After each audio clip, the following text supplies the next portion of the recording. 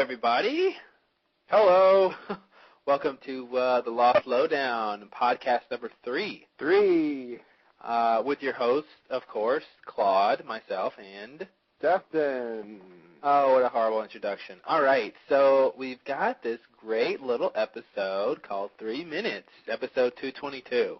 3 minutes. We didn't know what it meant, and now we know what it means. And now we wish we didn't know, because I think it was a horrible title. Anyway, we'll get to that later.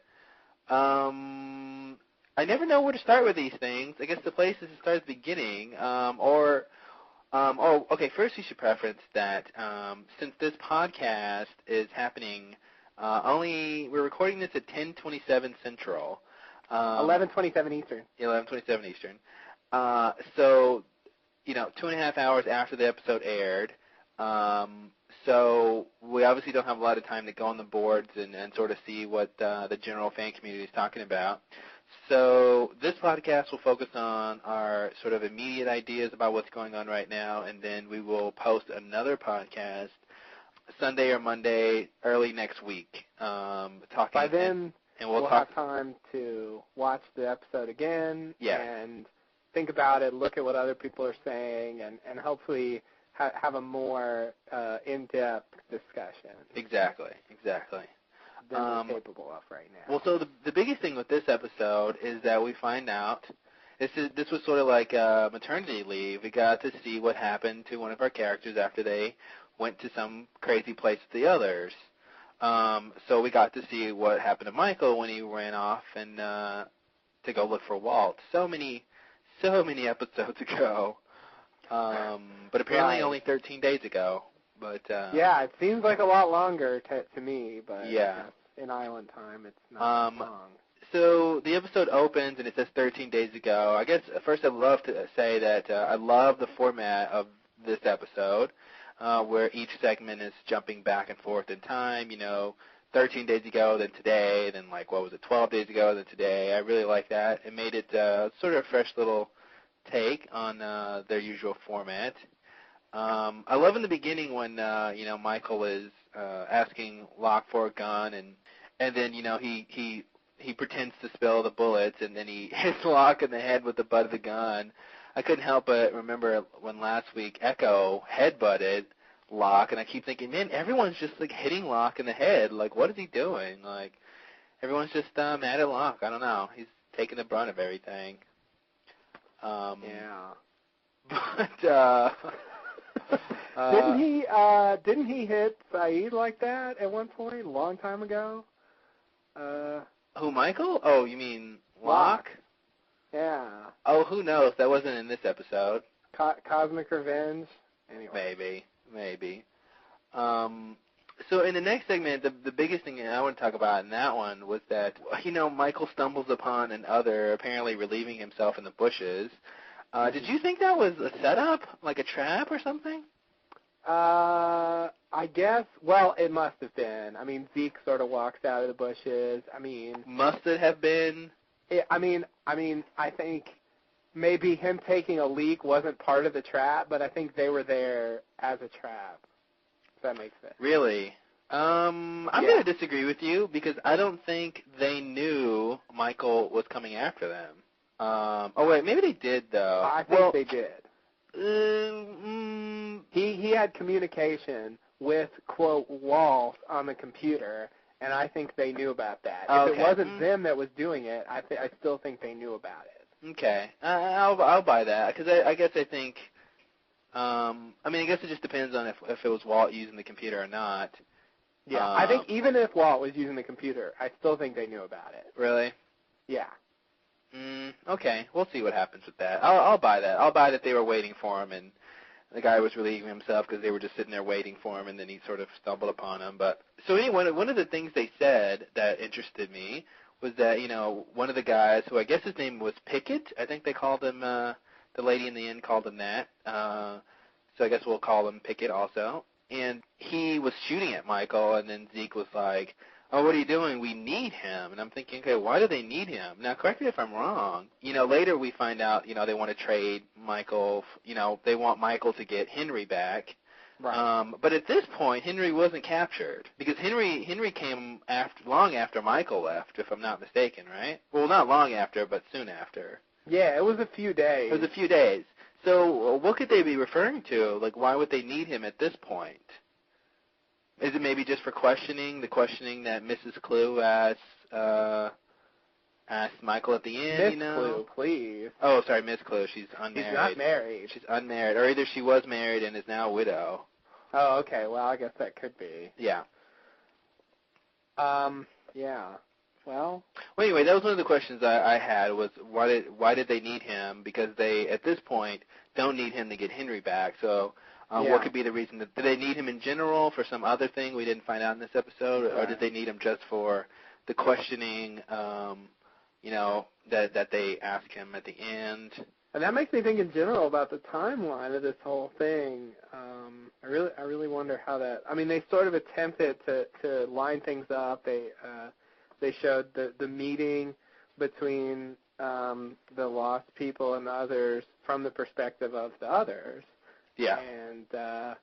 And so we see what was going on behind the scenes there. Michael was right there when he was like, "Oh, Michael, he'll never find us," or whatever. I guess that was pretty much bullshit. Yeah, that was very strange.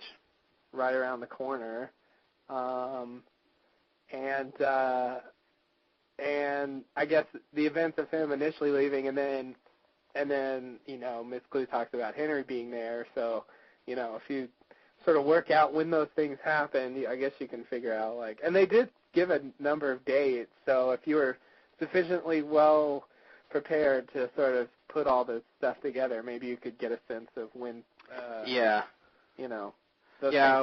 sure someone will post a timeline of things in the correct order, so we'll see if they line up in the coming days. Yeah, right. It was obviously, weird that, once they knew about Henry, but what I don't understand, this seems like a topic for later, but what I don't understand is, Jack went out there to say, we got Henry, we'll trade him for Walt, and if that's what they want to do anyway, what, why not just take the offer? I'm thinking that,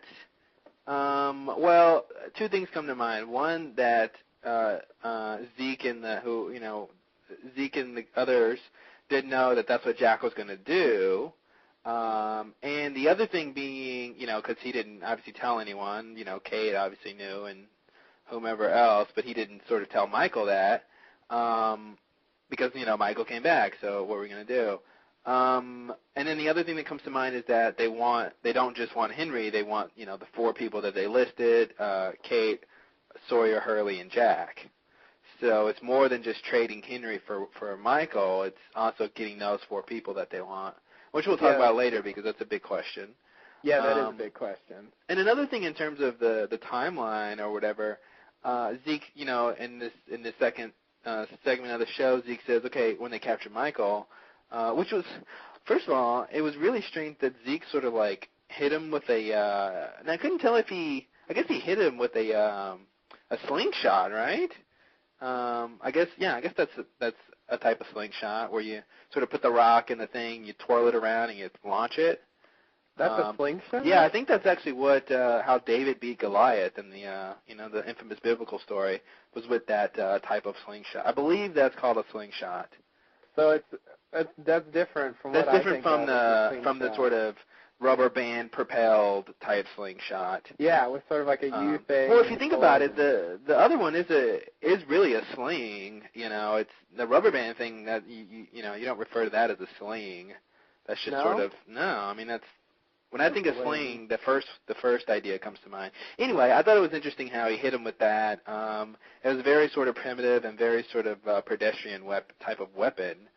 And the fact that he could sort of do it with the accuracy needed for that distance meant that he had some practice. So anyway, I thought that was interesting.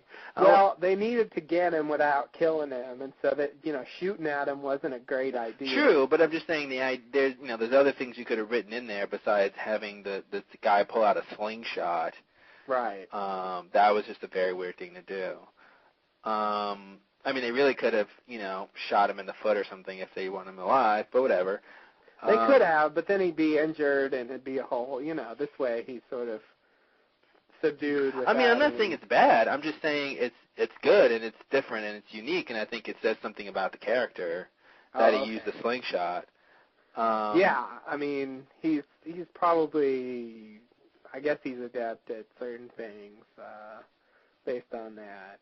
Well, I mean, okay, we'll bring that up later if I remember, but something else I wanted to add to that, but we'll save that for later. The other big thing, sort of just going chronologically, is, Charlie comes and talks to Claire, and he's so sort of pathetic, and he's like, oh, how's things going? I'm a loser.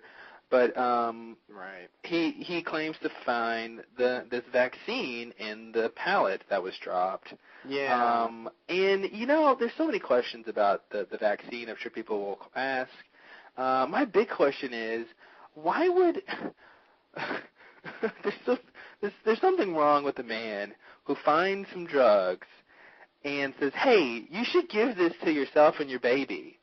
I don't know what it is or what it could be for in the least, but why don't you and your baby start taking this stuff? I just think, and why does he even think it's a I mean... Yeah, and I mean, it has directions and it says take every 9 days, and most vaccines don't work like that. Most vaccines are a one-time deal. You take it, and, you're done. You're vaccinated. I know there's some vaccines like, the tuberculosis, or, when you grow up in school, you have to get vaccines, and there's a couple of vaccines you got to get, like, you get one when you're a kid and then one when you're, about to go to high school or something like that. But most vaccines are a one-shot deal, and I don't know, it's so strange that he would see these drugs and be like, oh, well, you should take these. And not only that, there's really not enough to last that long. He says, there's enough to last for a while, but it's like, if you're not sick yet, you guys have been there for 40-something days. If you guys aren't sick yet, why start taking this drug and only to know that it's going to run out anyway? Right. I mean, there's no evidence that they need a vaccine. There's no evidence. And wouldn't it have been a little bit wise to have Jack take a look at it since he is a doctor? Yeah, he supposedly administered it to himself. I mean, that's very silly. Like, oh, look, here's some medicine. Let me shoot this. Oh, nothing happened. It's like nothing happened, but it's like, Charlie, did you give it 24 hours, 48 hours, a week to see what the side effects might be? Right. And then but even if he did wait, it's like, okay, so now I should give it to Claire and the baby? I mean, and they're the only ones that need it? I got to tell you, the biggest common sense, meter should have went off and said, hey, if a vaccine is good for you, it probably means that, it might mean it's not good for a baby, a newborn baby that's like, 2 or 3 weeks old at the oldest? Right. Like, do you really think you need to give a baby a vaccine like that? Like, geez. And what would the dosage be? You wouldn't give a baby the same dosage you would an adult. Baby's getting really fat, by the way. Huh? Baby's getting really fat. Oh, there's a lot of people getting fat on this show. Zeke, I'm looking at you. Zeke was huge. He was huge. Now, I don't know if it was what he was wearing sort of accentuated his size versus, the previous scenes we've seen him. I think he used to have like a jacket on or something, or something may have, maybe he had like vertical lines. Vertical lines are slimming. I don't know. So I don't know if he was always big, but he seemed to gain a lot of weight. And of course his beard looked radically different this episode. He was supposed to be just like walking behind the trees, like right where he was in that episode, Hunting Party or whatever. Mm-hmm. And he looks so different between the two scenes. Like, if they didn't have good editing or whatever, it would just look completely absurd. Yeah. Like, his beard, it just, the mass of it looks different, but it's gray, and his beard was brown originally, and it's just like, you don't look even remotely the same, and I don't know how we're supposed to believe that that's really, like... Yeah. Well, I think it's the same leap of faith we're supposed to take, with Walt being, way taller and bigger than as he is now than when he was before. Right. Oh, the vaccine, that's what we were talking about. Yeah. Right. I mean, I would love for Jack to take a look at this and say, okay, it makes, he could sort of, theorize what this vaccine could be for, like in terms of being on this island. Like, he could say, we're not sick yet. There's no reason to think we should be taking a vaccine. And I was thinking that the vaccine could be specially formulated for whoever it was delivered for. It could be for a specific blood type. It could be for specific, whatever. And it's like, I guess I can believe it. I guess Charlie's just that stupid. And Claire, she's not winning any IQ contests. Oh, God. Yeah. I think just take whatever. Oh, yeah, I'll just shoot this in the baby. Yeah. I mean, if she's going to kill that baby by the end of this series, man. She's just so negligent as a mother. It's sort of ridiculous. I'm surprised it's made it this far. Yeah, I wonder if she's actually really feeding it or thinking that it'll, get full off the air or something. My baby only needs sunlight to grow. It's like a plant. Maybe she gives Aaron to Son to babysit. Hey, son, you're good with plants. Take care of Aaron. He's a daisy. Oh God, it's crazy. So yeah, the sort of crux of I guess there's two, but there's the big scene where we find out sort of what happens when Michael got captured, and the big meeting with Zeke and Jack. We saw Alex again, who everyone seems to think is Rousseau's long-lost daughter. Which, I mean, the fact that now we have confirmed her name is Alex. Yeah. She is not really the right age, but, in TV/movie terms, she's an okay age. Yeah. Because everybody, if you're supposed to be 16, then you look like 25. Exactly, yeah. So I guess she's the right age, and so I think the only conclusion you can come to, plus she's sort of being painted as a sympathetic character. Oh, definitely. So the only conclusion you come to is it'd be just such a weird coincidence if that was I like to think that Alex was cloned, and this is the clone of Alex, and then the real Alex died in a volcano-related accident. That's an interesting theory. Before we go on, I want to bring up a minor point, Charlie-related. Vincent leads into the heroin, and he throws it. I was going to get to that since that's towards the end of the episode. Yeah, but I feel like it's a trivial matter that we can just sort of do away with. Sure, if you want to ruin the flow of the show, but okay, go ahead. Okay. Sorry. We can do it. If you want, we can do it later. No, it's fine. Well, I wanted to talk about this big scene, but go ahead if you want to jump to that. Okay. God damn it. I'm sorry. I just okay. We were just talking about one of the biggest scenes of the entire episode, but that's okay. Let's talk about Vincent. He's interesting. I just wanted to say it's very stupid of him to throw the heroin in the ocean when we've already demonstrated that it has medical use. Well, I thought the exact same thing, but Jack didn't tell anyone that he really did that. It does have medical uses, and I thought, well, I guess we'll just have to not ever need it for medical uses anymore.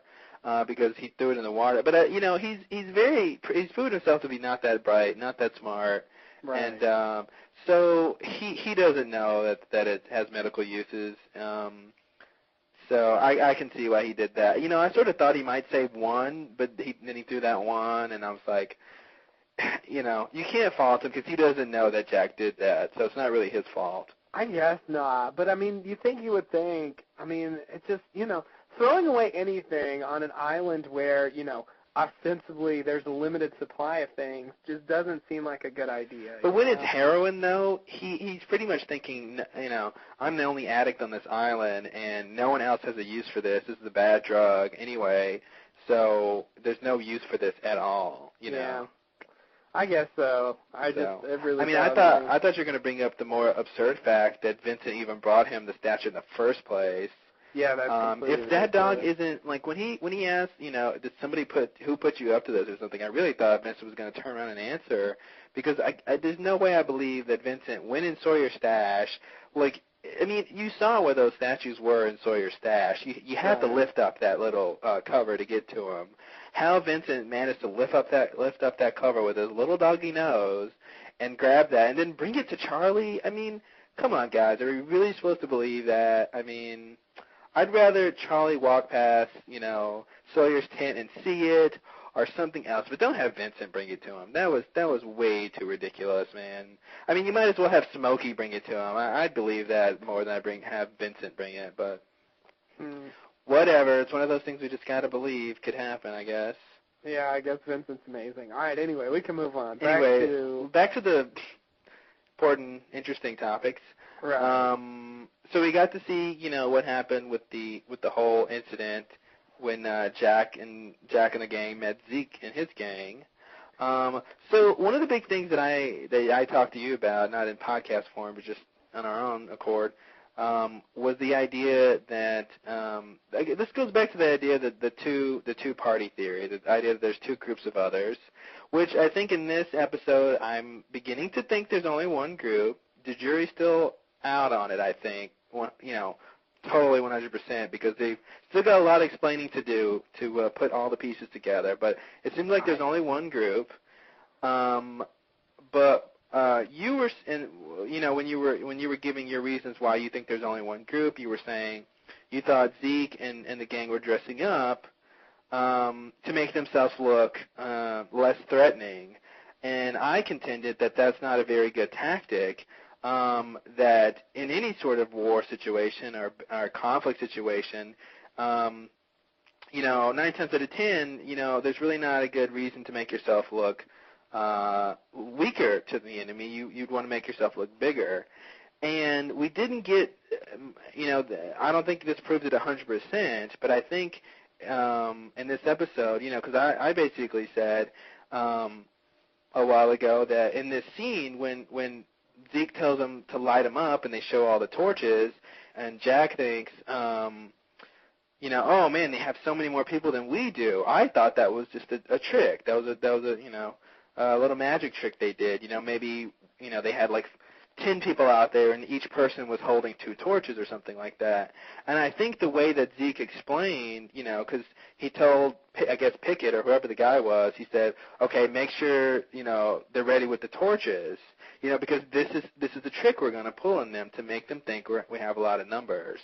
So that was the thing I was mentioning that I think sort of proves, at least helps to prove my theory, that they were trying to make themselves look bigger when in fact they are smaller in number. But I don't know, what was your take on that? Well, but there's a difference between smaller in number and smaller in terms of technology. I think, I guess you disagree, but I believe there are advantages to having the enemy believe that you're weaker than you are. I think you could certainly use that to your advantage. Maybe no one ever does that, but I can see situations in which it would be better, it would be good to have the enemy think that you're weak because they come underprepared and you can sort of overcome them easily. But that I think that works, but not when you want the enemy to stay at bay. That was my point. That's what I said before. If like he said, they drew a line in the sand and they said, don't cross this line. If you're trying to tell your enemy not to come near us, don't come looking for us, you don't want to make yourself look weaker because the enemy's going to say, well, how can they threaten us? They're weaker than we are. Even if that's not the case, Yeah. They're weaker than us. That gives them more of an incentive to want to come and attack. Right. If you don't want someone to attack you or come into your territory, the best thing, no matter if you really are strong or you really are weak, is to say, hey, we're outmanning you guys, 3-1 or whatever. Don't cross this line. You can't say, hey, don't cross this line and make yourself look weaker, because then they're going to say, well, how are they going to tell us not to do X, Y, and Z? They don't have any manpower. Right. So we'll see. I guess we'll see how that unfolds. But I thought it was pretty clear, or at least it seemed pretty clear that whole thing was a trick with the torches. I don't think so. I don't think it was a trick. I think, based on the camp, they have enough people to pull off what they did. Well, you didn't see that many people in the camp. I don't think you saw more than 15, if that. There was a bunch of tents. I thought there was implied enough people to do what they did. I saw maybe 6 tents. Because you're saying 10 people with 2 torches. 20 people isn't a big stretch, I don't think. Yeah. Well, I just threw out a number. I didn't count how many torches there were in the scene. So I didn't either. But, it seemed like less in this episode than it did previously. But I still don't think it was a trick. But I do want to say that they didn't really want them to stay away. At least eventually they didn't. They want, I guess, 4 of them to come.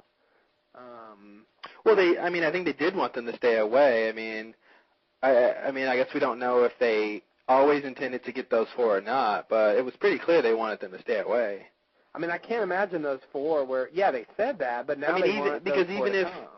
Yeah, but they want them now. It doesn't mean that they always wanted them. Yeah, because if they wanted them then, you think they'd just take them then. Yeah, they could have taken them then. They had Jack, Sawyer, and Kate all there. Yeah. The only one they were missing is Hurley, and why they want Hurley, I'll never know. Yeah. Or I guess I will, but I just barely, I don't know what to make of that. It's very, I don't know. But anyway, I guess I'll semi-concede on that, but I still believe, actually, I think when I saw this episode, I feel like it's almost conclusive evidence that there's one group. We have all of the elements that we've seen so far tied together in this episode. We have no separation whatsoever shown here. So I feel like this is, as conclusive, almost as conclusive as you can get that there's one group. I don't even think, my original opinion was that they changed their mind about who the others were and they're trying to explain it. Now I'm actually starting to think that this was the plan originally and that they have some sort of overall plan for why the others are doing this stuff and that's the way it was from the beginning. And so that's why it appeared maybe that there were 2 groups. And so the gradual unfolding here is explaining why all this stuff is going on. I feel like that's the mystery. I think there's still some things out there left to be explained. The big thing is, I think they are pointing in the direction that there's just one group. But the big question would be, why are they pretending? Walt says in the end, they're just pretending they're not who they say they are. Right. Why would you have a whole group of people sort of pretending to be in this low-tech level? Right. I think is a big question. But I still think there's a lot of things out there that isn't really explained. God, I had 2 things in my mind. What were they? Now, I agree that they haven't explained everything. Yeah. Well, you're saying they sort of tied all the elements together, and I don't think that's true. They don't explain, the whispering, if the others aren't supernatural like they, sort of had be in the beginning versus the tech group of others who, when, in the medical hatch in that episode, the whispering, those scenes when they're sort of traipsing through the jungle and not making any sound. There's some weird things going on that, them being the same group doesn't really satisfy. Those just could be outliers and anomalies and, because it's a show or whatever. But I don't think it's an all-encompassing theory, but I do think that's where they're leading us. So I think there's more answers left to be explained. Right. Yeah, no, those things, the whispering and, the apparent supernatural abilities definitely need to be explained. And, that stuff, I don't know what to make of that. But I do think they've tied together the 2 candidates for the 2 groups. So I feel like that is, it's still not out of the realm of possibility that there's another Zeke, that the person we saw in the medical hatch was a different person.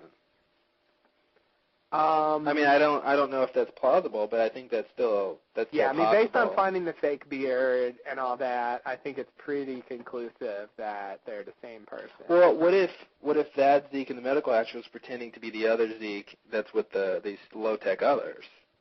Well, I still think there's a lot more going on than we've figured out. That just seems like a lot more ridiculous explanation than just saying there's the same person, because they're explaining why he would look different. It's a TV show, though. They're not going to give us all the answers. I agree, but I really don't think that's going to be I think that's one of those things that's not going to, this is my opinion, obviously, but I just don't think that's going to be an issue at all. They just have to give me a really good reason why they're dressing up. That's all I want. I just want a really good reason, because I can't imagine why. I mean, I still don't buy, this group of others who have been on the island longer want to make some new group of people, i.e. the Losties, want to intimidate them or make them, think whatever by making them, because they basically would have to have dressed like this before the Losties got on the island. I don't buy that right when the plane crashed, okay, so now we're going to get all this stuff and we're going to not wear shoes and we're going to pretend to be this type of people because there's these new people on the island. I don't buy that at all. That really doesn't make any sense that they're doing this just because the Losties, who know nothing about what's going on the island, have no clue about anything, and actually don't really pose a big threat, because it's not like they're trying to expand and on the island and trying to go where they're not supposed to be going. When even back when Zeke made that proclamation, don't cross this line, I was thinking they're not really trying to. I mean, the only reason they were there because they were trying to find Michael. Right. I mean, if you didn't take his boy, they would have been fine staying on the beach to themselves, Right. So I feel like what they're doing with the dressing up and pretending is not to make themselves look weaker than the other people. I don't think it has anything to do with the Losties. If it does, it's going to have to be a pretty good answer. Right. Yeah, no, that's the best explanation I could come up with, but yeah, hopefully that's not the case, because it really should be better than that. I agree. They definitely need to explain it. I mean, I don't know how much, there's a big question about how much about the lost people crashing there is, now we know there's a boat, who are the others and what are they doing there and how much do they know? What if, we don't know how much of a connection there is between the others, and I guess we know they took Danielle's kid, so I guess they were there before. We can safely say they've been there for 16 years, so, right. I can't believe that they would just now be pretending to dress and live like that, so I think there's a lot more going on. I hope there's a lot more going on. And that's how she knew them. So I think that's probably safe to say. She really should have found their camp. I was really astounded that they just have a camp. I always had the impression originally that that they lived in some hidden area or whatever, because it just seemed like somebody would have found them by now. Yeah, and they're on the beach, too. So if you basically walk the beach of the island, you would eventually find them. Yeah, and as desperate as she was to find her kid, I'm really surprised she didn't just stumble on their camp by now. Yeah, well, maybe she, I think, if I'm not mistaken, didn't Damon and Carlton in the official podcast say that, allude that she might not be telling the whole truth or something like that at one point? They did. So maybe she did find the camp, and maybe, she is pretty crazy, at least to a certain degree. So who knows what she's saying. But yeah, if we're supposed to believe what she says, or if, I should say, if what she says is true, then she really should have found their camp by now. In 16 years, the island can't be that big. Now, what I want to know is, how did the others know that they had Henry Gale? Oh, that there's a lot going on with that. Are we gonna talk about that now? About that last well, scene? Whatever. It was just a question I had. We can talk about I don't know, but let's talk about some of the smaller things first. Okay. But remember to bring that up when we talk about those scenes in the others' camp. Right. So we talked about the weird vaccine. Do you think the vaccine was the same stuff that Desmond was taking, when we first saw him in the hatch? I guess that's sort of that would be a reasonable obvious thing to think, I guess, because that stuff was dropped, for that hatch. So I guess it's safe to say that. Now, based on what we found out about the Pearl and what that said about the nature of the Swan hatch, that it's a psychological experiment, supposedly. I wonder if it really does anything. I mean, it makes me think that was part of the thing. Like that was part of the experiment. Yeah, you got to take this medicine because there's disease out there. I never bought that, and I still don't. It makes me think about the quarantine that was written on the hatch too. That maybe that's why it said quarantine on the inside of the hatch, so that the participants would see that and think they're quarantined. Right. But I always wondered, okay, if these people think that they're in this experiment, then like how do they actually get to the hatch? You know what I mean? Like I guess they come from the barracks and maybe they come across the Paula ferry, but are they like in this sort of like it's like at what point are they inducted into the program? At what point are they, maybe Dharma or whatever organization, they're just sort of participants and they don't have an assignment yet, and then they're told, okay, now you get your assignment, but then where does it come to where you can tell them, okay, there's this sickness, and all of a sudden you need to start taking this stuff? Right. There's some weird point there to where they're normal people, and then they're part of this experiment. And so I wonder, how do they get to the island? I mean, are they sort of escorted and they, blindfolded, and they're in a biohazard suit or something, so that they believe that the outside is toxic or something, and they get in the hatch and they can take that off? I just wonder what the sort of timeline is there from a normal participant to a general participant and the people who are going to be in that swan hatch. Also makes me think that, two things, that if you sort of do the math and figure out how much vaccine is there, since, you're supposed to do a shot every 9 days, you could theorize that, whatever number that is, however long that's supposed to last, is the time between supply drops, so that when that supply runs out, you would theoretically get a new supply of the vaccine and all of the other stuff we saw on the pallet. So I wonder if that's why Charlie didn't exactly tell Claire, how many, because he tells her, you're supposed to take a shot every 9 days, and there's enough here for a while. He didn't say there's enough here for 45 days or something, because maybe, in that amount of time we're going to get another supply drop or something. And we talked a while ago about, like, if pallets come every so often, where are the other pallets? Where is all the other food and boxes and crates and parachute and all that other stuff that would have accompanied a supply drop? Seems like that stuff would be hard to hide, but whatever. You mean for the other hatches? No, for this hatch. Obviously this shouldn't be the first supply drop for the Swan hatch. So if there was another supply drop, months before, you would think you would find a parachute, you would find crates, you would find some remnants of that first or the previous supply drop. Because what would you do with that stuff? What would you do with the parachute that came with the supply drop? I mean, I wonder what they did. You would just burn it? Burn it. I don't think you would burn it. I think, burn it. Well, I think if you're losties on the beach, you would somehow use it as a shelter or use it to make stuff. I don't think you would burn it. That's sort of ridiculous. I don't believe that, but that's the only thing I could come up with why it wouldn't be there. Oh, okay, why it wouldn't be there. Just burn it. Yeah. But if you're in the hatch, if you live in the hatch, that was the other thing a while ago I thought about, with the whole, if there is a sickness thing, then shouldn't there be some sort of biosuits?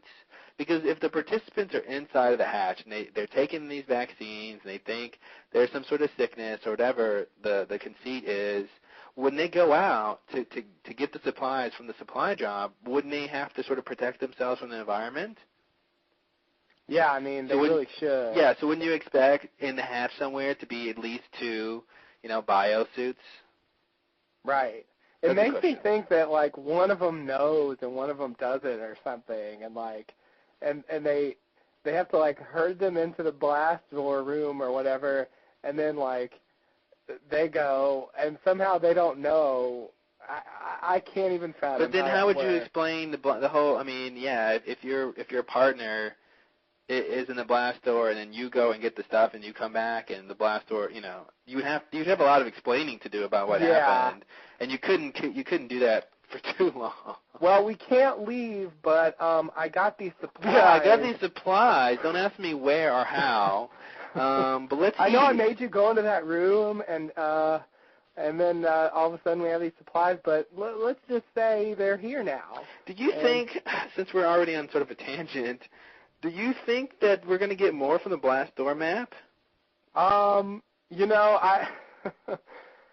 starting to think we're not, but maybe we will. Because Lost is one of those shows where they love like bringing up something and then just dropping it for a long time. Yeah.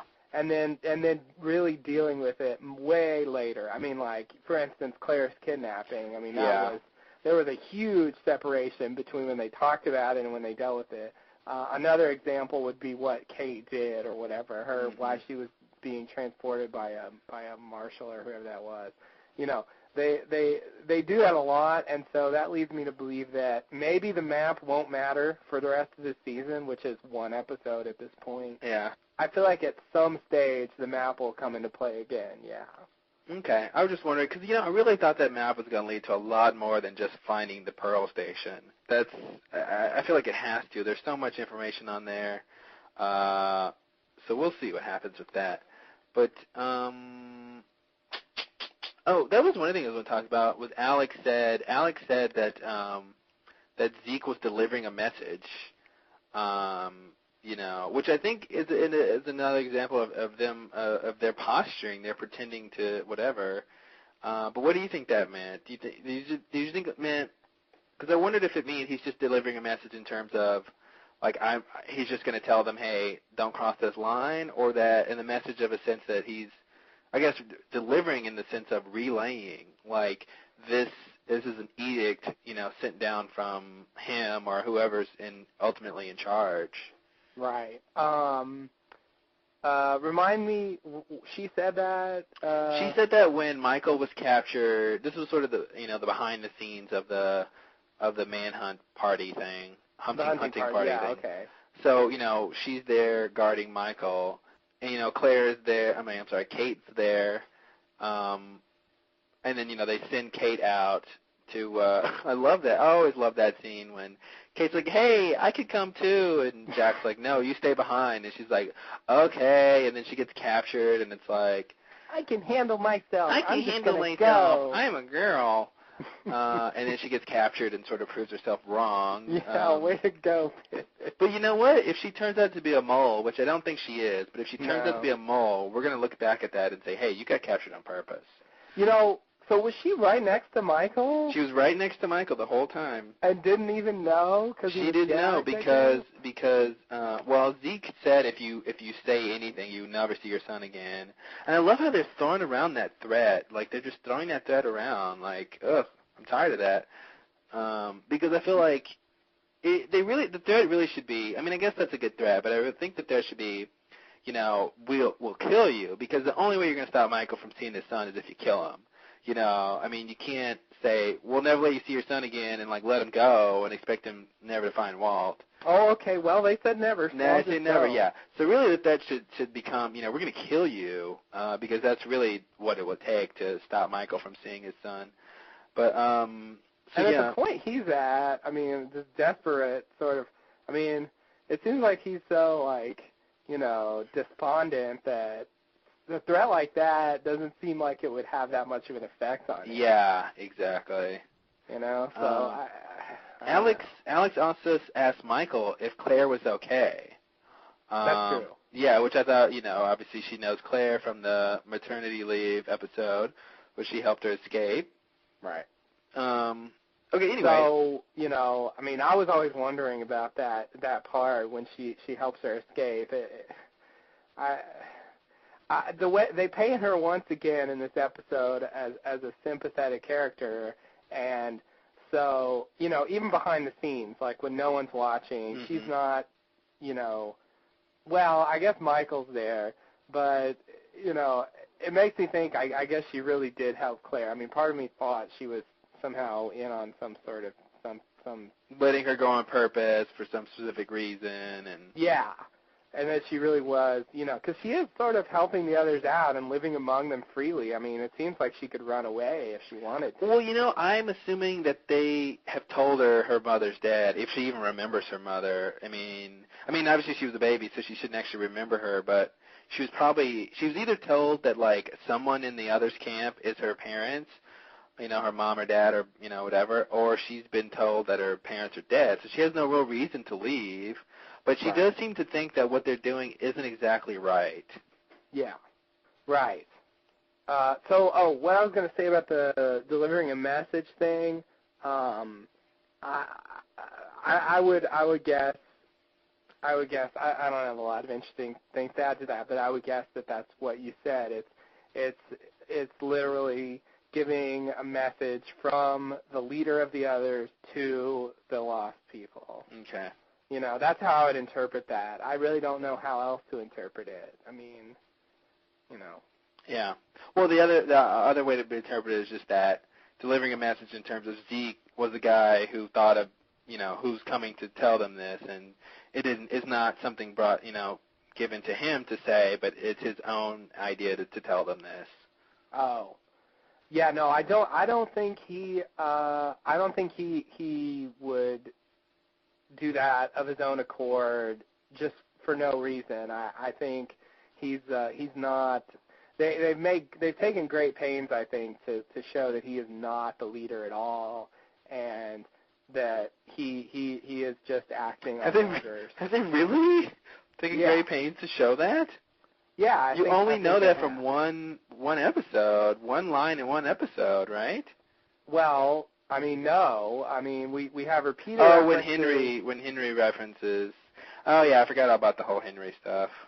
Right. He was very adamant about, of course, you barely believe anything Henry says, but I believe that actually, and because it lines up with what Zeke himself says, when he's talking to Ethan in maternity leave. Yeah. And he says, he's going to be very angry and whatever.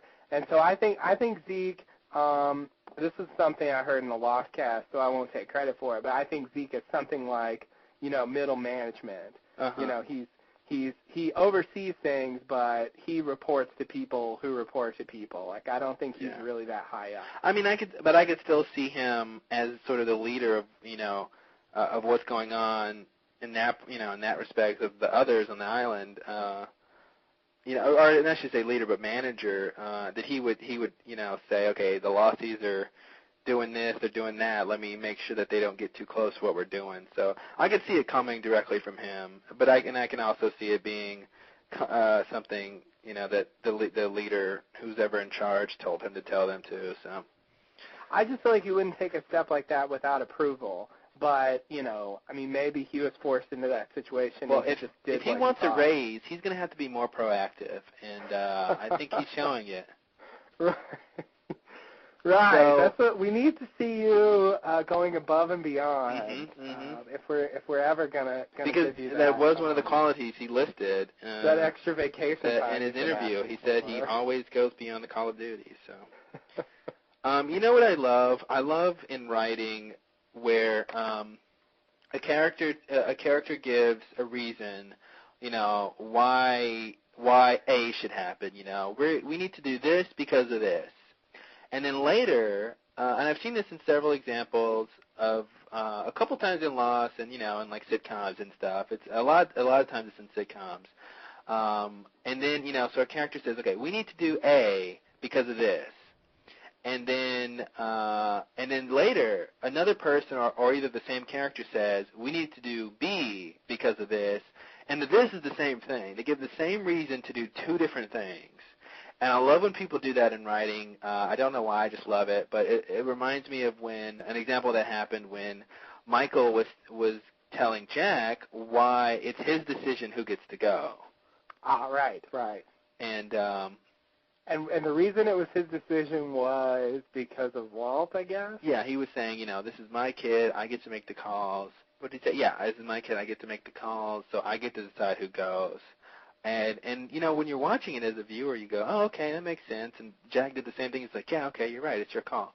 But then when Sawyer was trying to get Saeed to come, Jack told Sawyer Jack told Saeed the same thing that Michael told him. Well, it's his kid, it's his decision. And Saeed goes, "No, it's not. It's our decision." And I'm like, "Yeah, you're right." So it's like you get two different answers from sort of the same argument, and I love when writers are able to do that.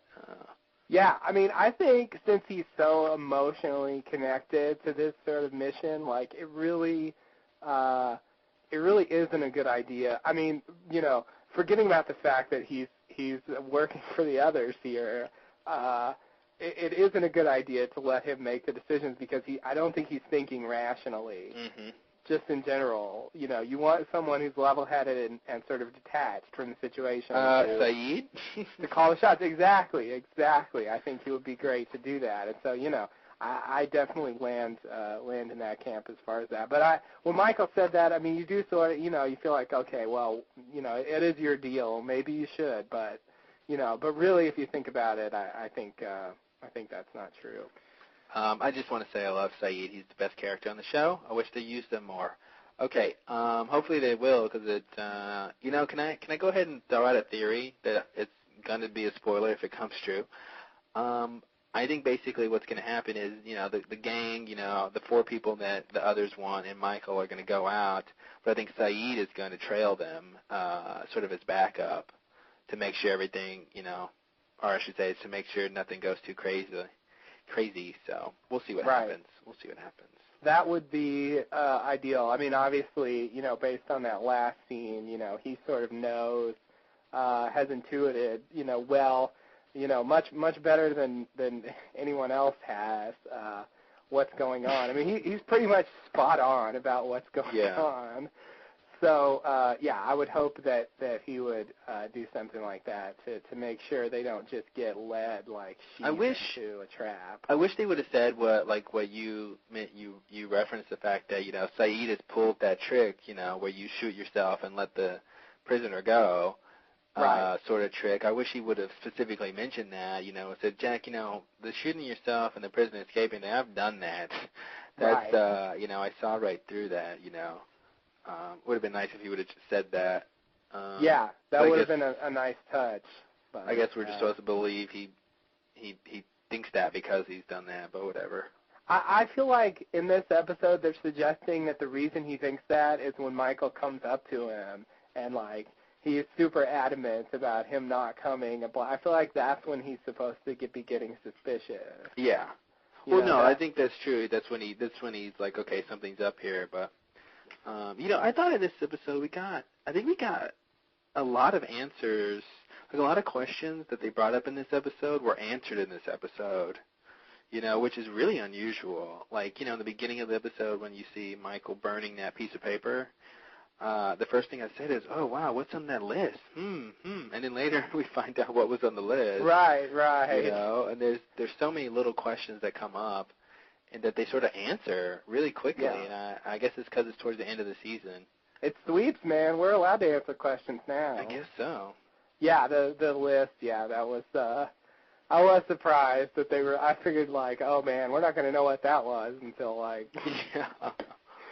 You're right. This was sort of a almost. It sort of played to me like a prologue for the finale. Mm-hmm. Yeah, it was it was sort of quick and it felt really weird. It didn't feel like a normal episode.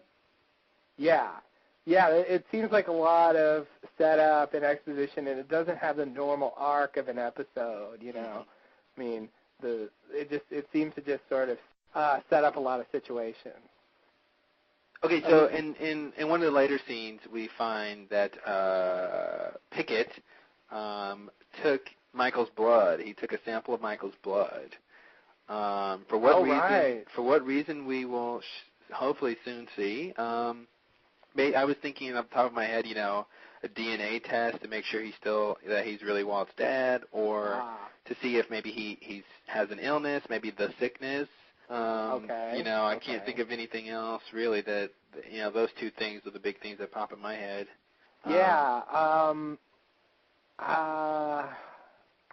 I guess I guess I don't. Yeah, DNA test. I mean, they when Walt shows up, he references that they're making him take tests, and so I don't know what that means, but I know what that means. Oh, do you? Let's talk about that later. All right. But I thought maybe that had something like they were going to test his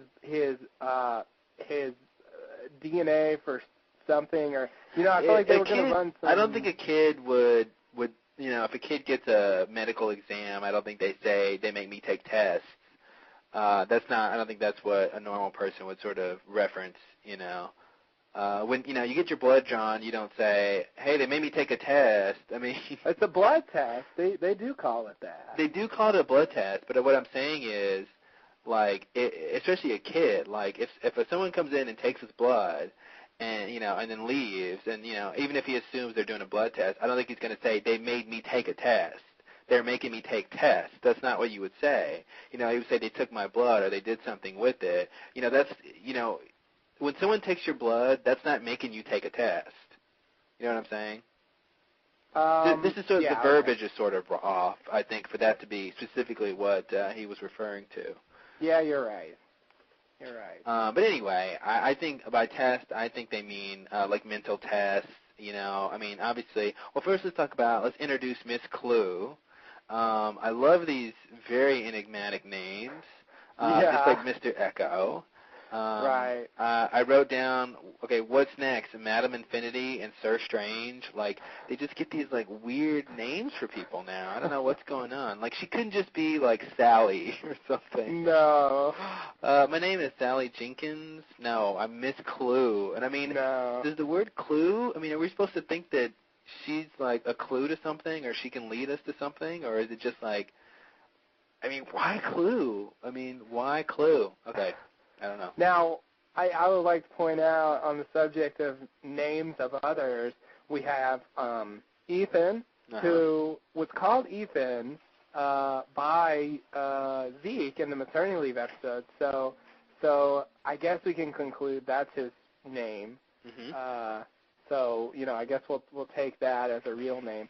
But we don't know Zeke's name. We're calling him Zeke because Sawyer did. Yeah. We don't know Goodwin's name. We don't know Henry Gale's name. Well, Henry refers to Goodwin as Goodwin. Oh, yeah, he does. Yeah, so it's the same situation with Ethan. You can assume his name was Goodwin. I guess so. Why did they use their real names, but Henry Gale calls himself Henry Gale, and Zeke doesn't even have a name. He doesn't have a name yet. It made me think, that reminds me, because when we were wondering if Henry really knew, or how Henry knew that Anna knew Goodwin and all that crazy stuff with that, the fact that Henry references Goodwin by the name Goodwin, it reminded me in this episode that, when Miss Clue shows Michael the list, he says, what's his name, James Ford or something? James Ford, yeah. And she says, oh, you know him by the name Sawyer. And I'm like, how does she know that? How do you guys know what they call each other? I mean, the only way to know that is, it's some sort of reconnaissance mission, if Kate's a mole or something like that, or Ethan. Or eavesdropping. You think Ethan? I mean, that's a possibility. He was there for a while. I mean, he could have discovered He could have, and then made a note that James Ford. But it's like, how do you know who James Ford is? Yeah, I know. Well, that goes back to the question I had, way back about the hunting party, about how he knew. He just says, whatever, Jack. He calls Jack by his name. And I'm like, how do you know their names? I mean, even if you knew that there are lost people with these names, how do you match a face to a name like that? What I got to tell you, even with like some sort of reconnaissance, it's still pretty hard unless you sort of get down everyone's descriptions pretty well. I mean, maybe they said, okay, Jack is a guy whose eyebrows are up to the top of his head, so maybe that's how he knew he was Jack. A furrowed brow and a shaved head, and that's Jack. Yeah. Or maybe maybe it was the report was, okay, Jack is the guy who will be the leader, or he's the guy who will talk to you, or something. I don't know. But yeah, it's weird that he would. Well, and that's the other thing. It reminded me when Pickett asked Michael, "So you must be Walt's dad?" Like, I feel like he knew that was Walt's dad. It's one of those questions where it's like you really know the answer, but you're just going to ask just to be an asshole, I guess. But it really is a mystery how they could know so much. I mean, even if he's made a list, it just doesn't explain how they know as much as they do. So anyway, so we have this new character, and as we said before, we don't know, a lot of others' names have been, well, I guess we know a couple of them. Henry Gale is concealing his name, and now we have this Miss Clue. And I guess the main question for her is, who is she? Where does she stand on the others' totem pole? What is she doing? I mean, she asks Michael all of these specific questions about Walt's childhood, and then Michael doesn't know the answer, and it seems to me like she was sort of judging him, like unworthy of Walt or something like that. Like I got some weird sense that like she was saying like he doesn't deserve him or something. Yeah, I got that sense at the very end when she basically says that. She says, she asks all the questions, and then she says, well, if you want him back so bad, but you don't even know anything about him. And, and that's what I think where your idea comes from. But to me, in the beginning, I thought she was just sort of asking questions because she was really wanting to verify if Walt was, if there's some sort of prophecy or whatever, if Walt is who he should be, because maybe if when he was a kid he was really sickly, then, this isn't the kid we're looking for, because the kid we're looking for would never get sick, or, things along that line.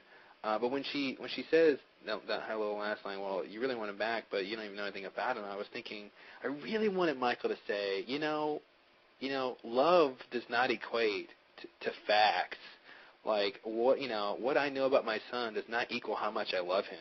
That's ridiculous. To me, that's a ridiculous thing to say. Like, you don't even know anything about him. How could you want him back? How could you love this boy? You don't even know, how many colds he's had his entire life. Like, that's so ridiculous. Like, those minuscule facts does not equal how this dad intrinsically feels about his son. You know what I mean? So, I don't know. I really wish he would have said that, because I really feel like the writers were sort of trying to, pinpoint that scene with that line, you don't even know anything about him, and sort of make Michael feel bad. But I really wish Michael would have come back and said, the little details I know about my son does not equate to how much I love him, I think that's ridiculous, That's like, let's say if you adopt a kid who's 10 years old or whatever, and you don't know anything about their past, and you're going to tell this adoptive parent that they don't love their child, after being with them. I mean, that's sort of ridiculous.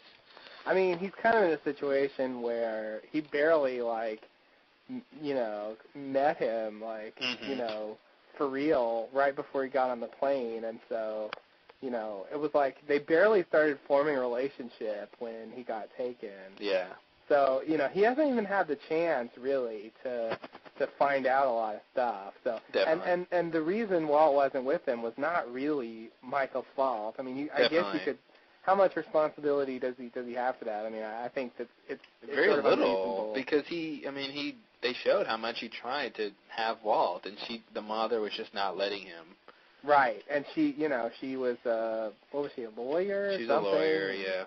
She had all sorts of resources that he didn't have, and so it was just not feasible for him to get back. And he did try, yeah. So I mean, I guess if you look at it from that perspective. The only thing you could blame him for is not making the relationship work, I guess, and that's, is that really fair to blame someone I don't even, especially since she's the one who wanted to leave the country with her new boyfriend, and she's the one who put her career before her family, in terms of her extended family with Michael and Walt, Right. So, I mean, really, she's the villain in the whole story. Yeah. She was the one pulling all the strings, and she was the one, causing hell for everybody. Right. Which I think is why she's dead. I'm just going to say it. You think so? No, I'm kidding. Karma? Oh, okay. Karma, yeah. the Karma Initiative killed her. But Miss Clue, I mean, what do you think she is? And I mean, I guess she was asking those questions, and I feel like she's the one testing Walt, and she's the one giving him all the, when that was so scary so creepy when she said, "Has Walt ever appeared anywhere he wasn't supposed to be?" Oh, God. That's such a weird question to ask someone. I mean, like, I was wondering if Michael was going to be like, "Yeah, there was that one time I was in New York, and I had just talked to him on the phone when he was in Australia, and all of a sudden he was in my kitchen." And I'm like, okay.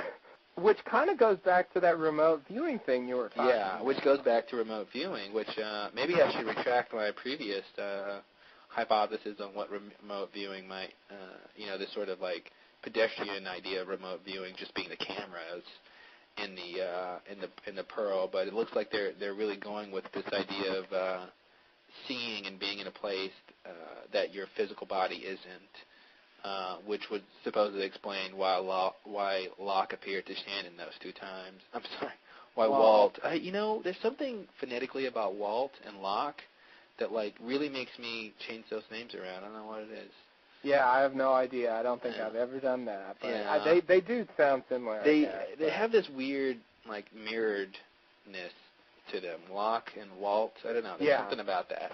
Well, they're both one syllable. They have that similar like vowel sound, and they both start with a consonant and then have that that hard sound at the end. So they are structurally similar words. Anyway. Thank you for that analysis, Mr. Linguistics. You're welcome. So what I wanted to say was, after she said that, I don't know, does Michael know that Walt has appeared he appeared to Shannon once, and then he appeared to her again? No, he was gone by then. He was gone by then, I believe. Right, but he was gone by then? No, they were just showing up. Who was just showing up? Michael and them. They were just showing up. He hadn't even come back to the camp. Well, I mean, the first time, but the first time he Walt appeared to Shannon, Michael wasn't there because he was right. He was on the tail section. Yeah, exactly. And then he was just showing up that second time. Yeah. Yeah, he just showed up when he appeared again. Now Saeed saw him too. Mm-hmm. Did he tell Michael? I don't think he did. But he really should. Yeah, that's one of the big things he should have said is, "Hey, I saw your son." I think Saeed doesn't, even though he believes he saw Walt, I don't think he really believes it was Walt. I feel like he's sort of very logical and scientific, and he has some way of explaining how he could have seen Walt even though Walt wasn't really there. So I don't believe he thinks Walt was there. I think he's got some idea in his head on why he could have imagined Walt was there or whatever. I think he did bring it up to somebody at some point. I feel like I remember an episode where he actually said that to somebody, that he saw Walt that night. But I don't think it was Michael. I think it was somebody else. Was it Charlie? Or remember that one scene he was all after Shannon died and he was like, "No one remembers" and all that stuff. It might have been. It might have been that scene back in the Army days or whatever. Speaking of the Army, I'm going to conclude based on this episode that the Army just doesn't exist. Oh, I love that line. We're not going to go there with an army. It's like, good, because they don't have an army. Yeah, I mean, well, I don't believe it. I think that was I don't know what the word is for red herring or something. Yeah, I was going to say red herring, but I feel like it's just something that fizzled, Yeah. Like maybe they were going to do it. I remember in the previous last podcast they talked about how they were, or maybe it wasn't, it was somewhere they talked about where they were originally going to have Ana Lucia and Jack get romantically involved. Mm-hmm. And they never did it. And they never did it because they felt like they kept feeling like they had no place to put it. And I feel like maybe the Army is in that category too. Like they were going to have this Army and they just never had a place for it. Mm-hmm. And so they just sort of, and now that Ana Lucia is dead, it all seems very silly and it just, I guess they're just going to drop that idea altogether. And it just makes the ending, if once you watch season 2 again after already seeing this stuff and you see that ending of that episode, you're going to be like, shut up, Jack. That was one of the best endings, like, we need an army. And it was like, oh, my God, they're going to go to war. And it's like, now it's like, oh, they need an army. Yeah, right, it's never going to happen, Jack. Yeah, how long do you think it'll take to train an army? And then, now it's like, and now it's coming down to, well, if they're gonna go get the others, it's either the 4 of them or maybe Saeed will come along, and that's the of the army that they've got. I love that idea when they're like, because I think they should have known something was up with Michael when he suggested that Hurley come, because no one would ever bring Hurley on any kind of a mission where you needed any sort of like combat or like what's the word I'm looking for? Any type of, any sort of danger. Like, if you need someone to track down a frog, Hurley, we're bringing you.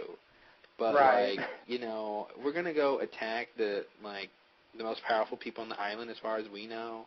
I'm not going to bring Hurley. He's going to slow us down. He's going to be munching on chips when we're supposed to be stalking in the jungle and get us caught, Right.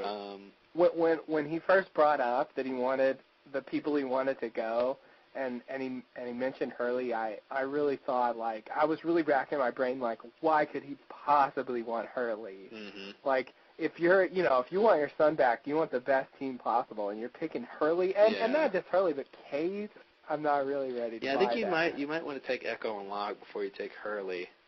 Yeah, please. Yeah. So, I guess Echo's like Mr. Button Man now, but... Oh, God. That scene with him and, like, he's, his cross, like, levitates because of the magnet and, like, I love that scene when Charlie's like, he's like, are we going to do the church? I have to do this now. He's like, but I thought we were building it together, He's so sort of pathetic. And, he tells Echo to get his own stuff. I'm like, man, that's pretty petty, Charlie. But I guess that's how it goes in the Hatch. Yeah, he's trying to stand up for himself, but it comes across, very, very petty, very weak, and it just, it's like, come on, man. That's that was the line. He's like, well, what am I gonna do? You can get my stuff.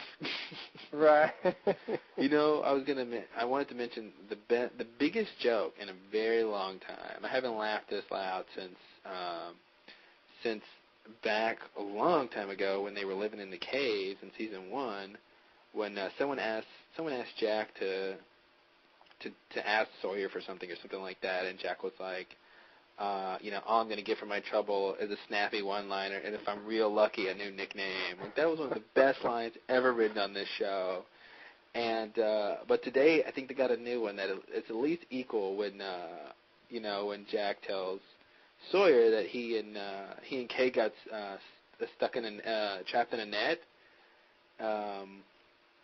Because they did get trapped in a net. Right. And then, then later, Sawyer goes, oh, is that what they're calling it these days? A euphemism for sex. Right. And so later, when in a very touching scene with Sawyer and Jack, when, Sawyer says, Jack says, why are you telling me this? And Sawyer's like, you're the closest thing I got to a friend. I'm like, man, that came out of nowhere.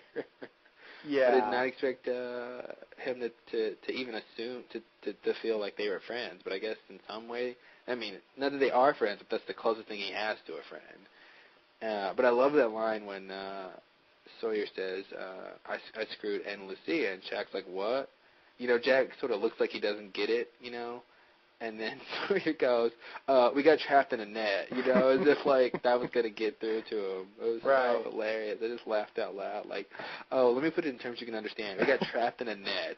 I love that line. Because he just doesn't understand. He's so caught up in his euphemism that now he doesn't understand just saying I screwed her. Yeah. Like, what? You what? You did what? Oh, I'm sorry. We got trapped in a net. Oh, yeah, that was weird. And it did come out of nowhere. And I don't know what to make of that scene. I don't know why he felt the need to say that. I don't know why. Oh, he just probably felt guilty, and all that stuff. I guess, but why I think they're really treading that line. I know the actor, I forget his name, but he is very adamant about Sawyer not being a mean badass all the time because Josh Holloway. Yeah, Josh, because he feels like if people don't like Sawyer, his character is more likely to get killed off. Oh right, yeah. Yeah, because he was in that interview he was talking about how he in that period after like Sawyer. Remember Sawyer was like hurt for a while. Yeah. And everyone was like, "Hey Sawyer, how's it going? You're my best friend." And Sawyer was all nice and giggly. And he said he really enjoyed that, but when he got that script, when Sawyer had to be mean again, he's like, oh God, not old Sawyer again, like. Right. So I think it was just a little poignant scene, so that Sawyer is a little softer and. Right. But okay. But anyway, I mean, it's So, let's go back to Miss Clue and Michael and all that. Okay. Well, I was just going to say we got confirmation that exactly as it appeared in the Next on Lost for this week, when she says, "Oh, he is alive. He's standing outside right now." Apparently, he actually was standing outside. He was actually standing outside. You know what? I didn't buy that then, and even though I saw it, I still don't buy it. I think when they brought Walt in, it wasn't even him. I'm just gonna go on record. No, I'm kidding. No, yeah, definitely I was wrong about that. I really didn't think he would be outside, but he was. That was a very strange thing to do, but. Then they call it 3 minutes, yet he doesn't get 3 minutes with them. He so doesn't get 3 minutes. I feel like Walt spoiled it by starting to, freak out. He was freaking out, and, yeah. Well, okay, those are the big things that Walt said, that they're just pretending, that they're not who they say they are. Right. And, I mean, I thought that was odd because I feel like we already knew that, but I guess Well, Michael doesn't know that. Further confirmation. Well, yeah, Michael doesn't know that, but the audience knows that. You know what? I think the audience, I mean, we're supposed to believe it to a certain degree, but I think this, it's one of those things that they do in TV shows, especially a show like this, where they give you a little bit of information, and not everyone's going to get it. Not everyone's going to get that when Kate found the beard and the clothes, that meant the others were dressing up. So they have to do that thing where they sort of hit the nail on the head a couple times to make sure people get the idea. But I thought it was actually important that Walt said that because it means that Zeke, that it's not just Zeke and maybe a couple of the others who are dressing up. It's all of them that are dressing up. Right. So I thought that was important for him to tell us, for us to know from the show that it's all those people in the camp, are dressing up. Because to me, that's where that was part of my two group theories that there's one group who really lives, very low tech and no shoes and stuff, and then there's one group who dress up. But now that we know that whole camp dresses up, it unifies them, and it brings up the big question of why are they doing that? Right. Yeah, no, it did help my case as far as one group, but I mean, I had already assumed that already based on previous information, and obviously it was correct. So, I feel like it was a reasonable leap to make based on what we already had. But that doesn't mean that's the right answer, though. Well, yeah, no, it doesn't. But, it was close. I mean, we already had characters inferring it, and it just seemed like if they were going to go in another direction, they would have done something else. But yeah, having him say that was key. So they're having him take tests. You said you had something to say about that. Oh, didn't I already say it?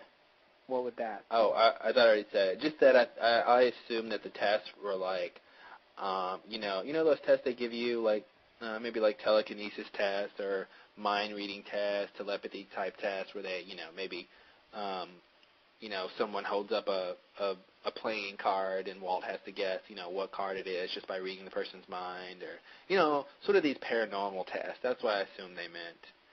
When he said they make me take tests. Basically they want to see what his powers are. They want to see, probably if he really has powers, and then if he does, what they are. Okay. That reminded me that wasn't Alex anxious to know if Claire's baby was a boy or a girl? Yes. Yeah. She did say that, yeah.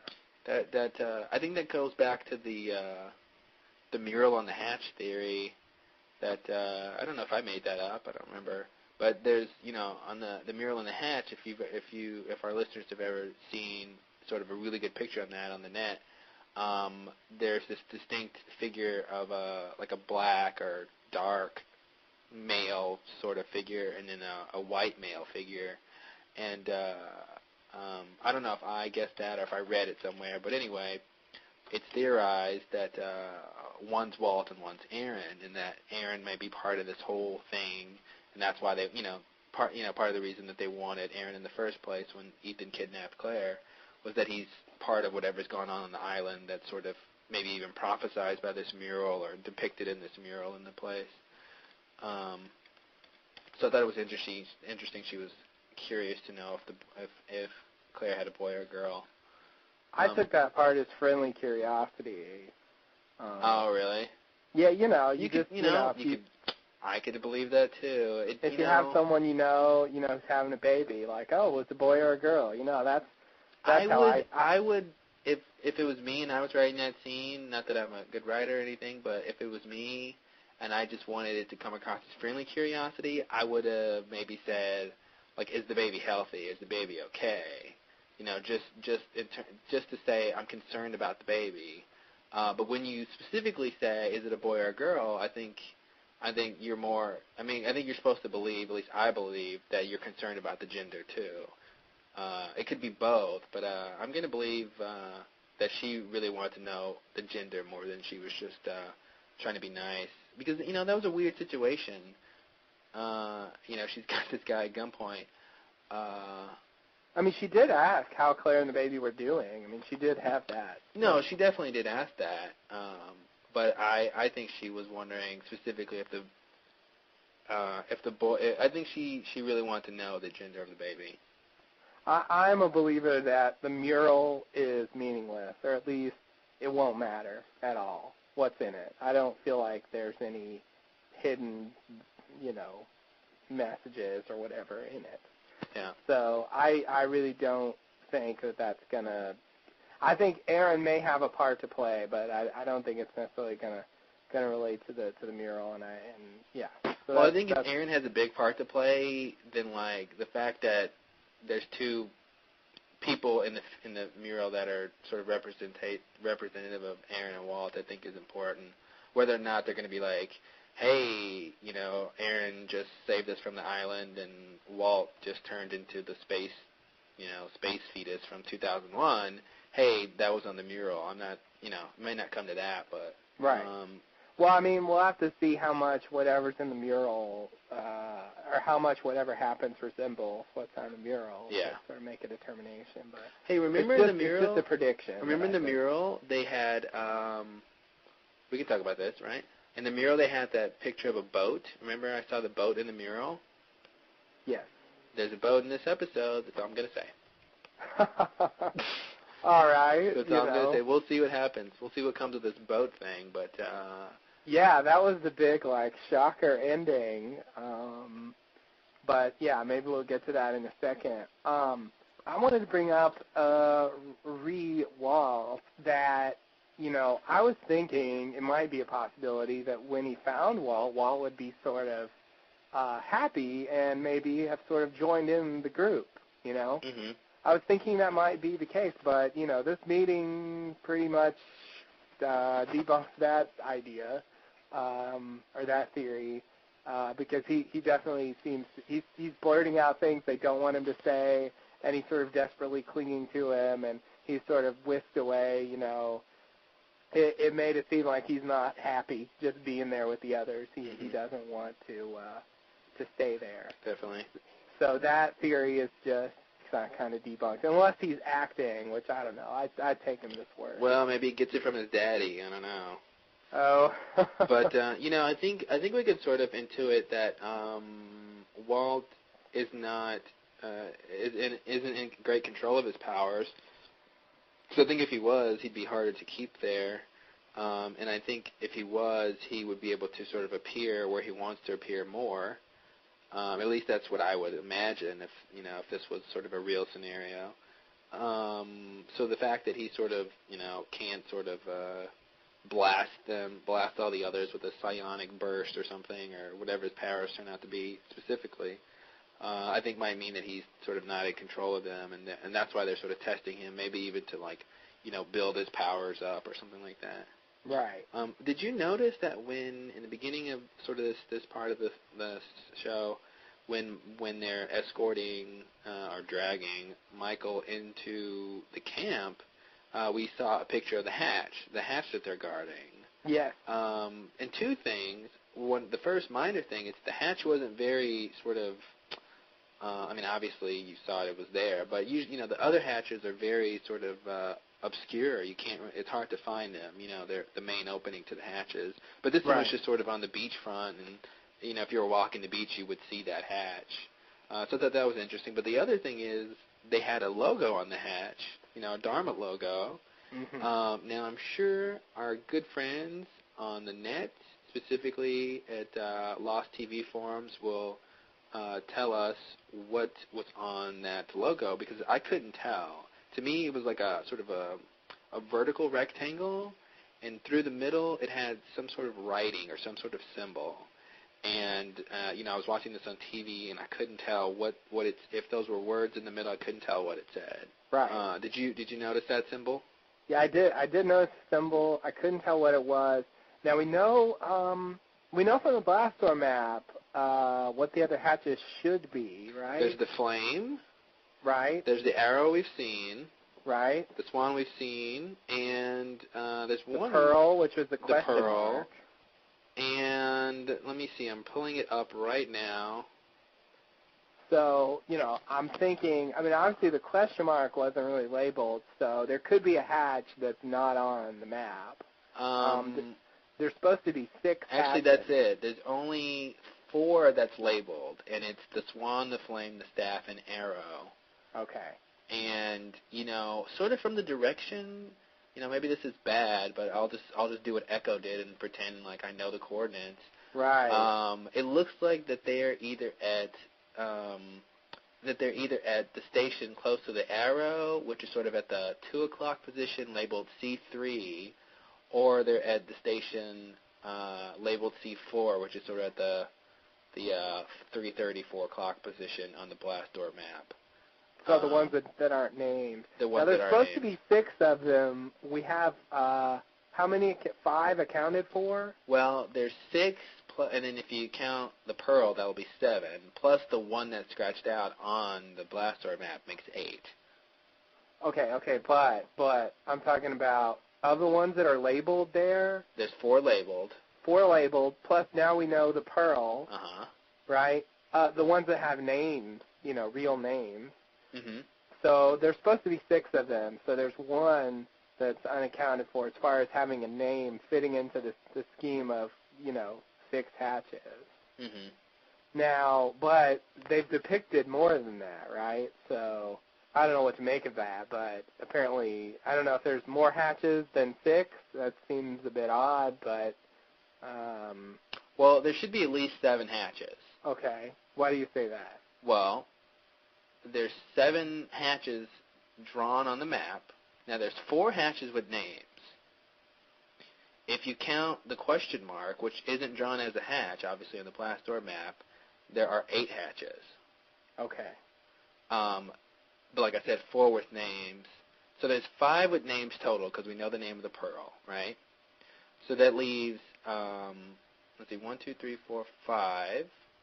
That leaves 2 unaccounted for that don't have names but are on the map, and then there's 1 that's on the map but scratched out. So we still don't know if that means it was not built, or if it's in the wrong place on the map, that's why he scratched it out, or whatever that means. It was destroyed, who knows. So, I mean, I guess we can safely say we know it's not the staff. We don't know it's not arrow, right? What was the hatch the tail people went to? Oh, that was arrow. You're right. That was arrow. Yeah. Okay, so it's not arrow or the staff. I mean, it could be the flame, even though the logo doesn't match up. So it's probably not the flame since the logo doesn't match up. But we can't rule it out until we rule it out. But it's most likely not the flame. So it's most likely the C3 or C4 in the Blastdoor map. So how do you reconcile 8 hatches with the orientation video saying 6? Let's see, 1, 2, 3, 4, 5. Well, basically, I mean, I don't know. Either, I mean, obviously something's not accounted for. It does say 6.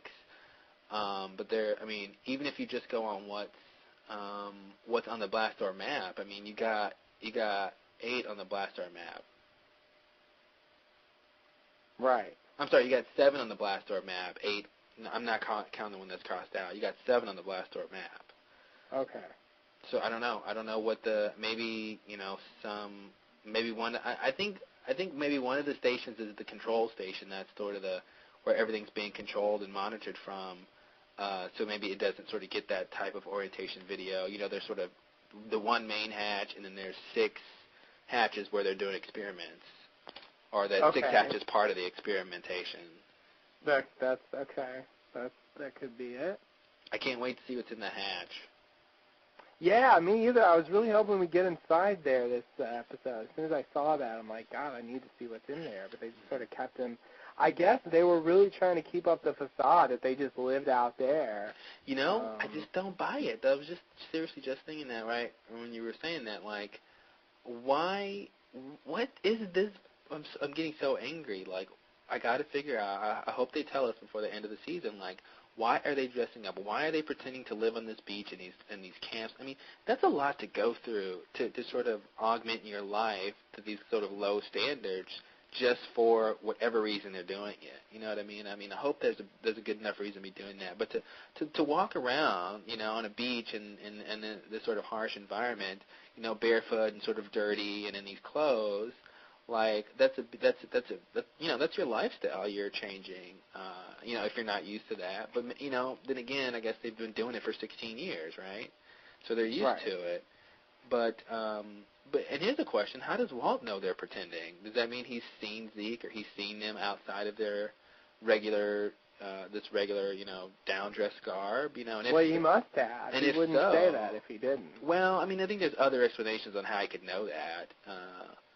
I would hate that he sort of, Zeke was like, okay, well, I'm going to my business meeting now, and he's wearing, the uniform and maternity leave, and Walt's like, hey, you're not dressed, and that'd be pretty crappy if they didn't keep Walt in an area to where he wouldn't find that out.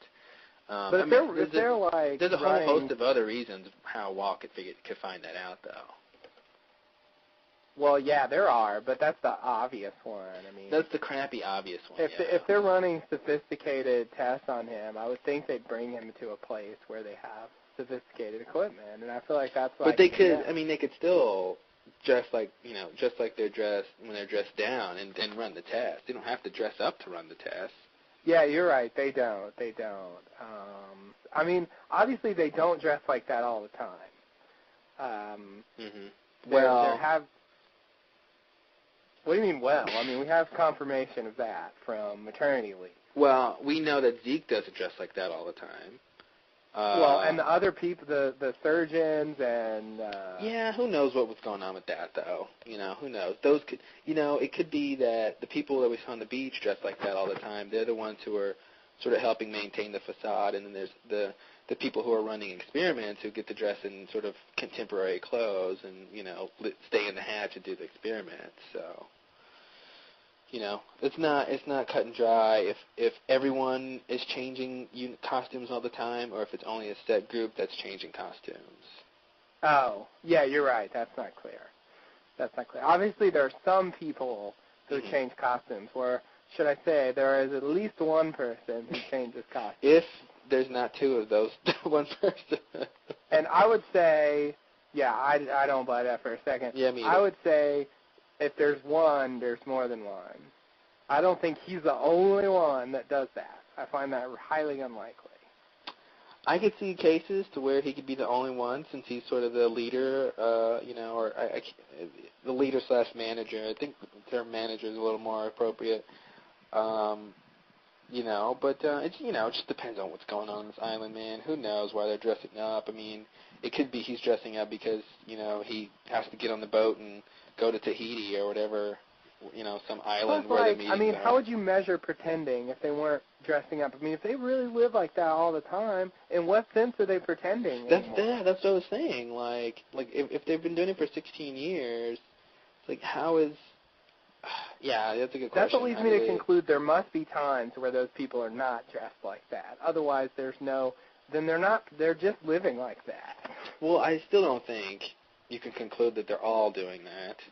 I can conclude that more than Zeke is doing that. Well, I mean, I like I said, I'd buy that. I'd buy that the technicians and the people doing the experiments get to dress in whatever, maybe sanitary or, clothes that don't have dust and dirt on them so they don't contaminate, whatever they're doing. But, yeah, I think the jury's still on it. But, yeah, it's like if they've been doing it for 16 years, yeah, how do you measure pretending? I mean, he's a kid, so maybe he says pretending, but what he really means is, there's more going on here than what it seems, sort of thing. I mean, he says, they're not who they say they are. Yeah. But, he could just be lumping them in a group. There could be some of them who dress like that all the time and some of them who don't, so who knows? Right. Okay, so are you ready to move on? Yep. Okay, so I want to briefly bring up the last segment, the infamous last segment. We have, at the end of that, Michael says, what does he say exactly? I didn't write it down. I got to get the vote, or... Oh my God, I love that. He goes, I'll, whatever, I'll do what you want me to, and I want Walt back, and I want the boat. I love that. And then commercial. So my question is, I mean, obviously this connects with the last segment in some way, but my question is, how does he know about a boat? We didn't no. Take it back, man. Take it back to the end of season 1. Zeke and them were on a boat. That's what he's talking about. Not on a sailboat. No. They were on a regular boat. He didn't say, I want the sailboat. Michael does not know about the sailboat they saw at the end. He's referencing... You don't think that boat has anything to do with what he's talking about? No. He's talking about the boat they ransacked their raft on. That's what he's talking about. I'm wholly convinced that's what he's talking about. So he talks about a boat. The very next break, we see a boat, but they're completely unrelated. Yep. Yeah. Justin, there's two boats. No way. Justin, there's two boats. Think about it logically. There's one boat Michael has seen that's actually, a gas-powered boat that could actually get somewhere. And then there's a boat that we know, from our view he has not seen, and it's a sailboat. Which boat do you think he's asking for? The one that we know he's seen and actually has a greater chance of getting him somewhere, or a sailboat, which he would actually need sailing experience to, work and operate correctly? I am wholly convinced he's talking about the boat that Zeke and them, because he knows about that boat. Yeah. I mean, he already knows. Well, you're about right. it. It makes more sense for him to ask about that, but then we have a boat appearing, and I can just only assume that's the boat. Why would he ask for a boat that's doesn't even look like it's in the other's possession anymore? He doesn't even know to reference that boat. We assume we've seen everything there is to see in terms of Michael and when he got captured by the others in terms of trying to get Walt, and he never comes into contact with that sailboat. So it makes no sense to assume that's what he's talking about when we know he's seen the boat, where Zeke and them first kidnapped Walt from. Right. Yeah. You know what? I don't believe myself anymore. Okay. So. How about, all right, so he's just asking, give me the boat that you kidnapped my son on. Yeah. All right, fair enough. So what is the boat at the end? Just a stray? What do I think the boat at the end is? Yeah, that's my question now. This sort of ties into a spoiler, so I guess we can start talking about spoilers pretty soon here. Yeah, pretty soon. I want to mention, for some non-spoiler material, Saeed's excellent reading of the situation, and I think, did we already mention this? Yeah, we did.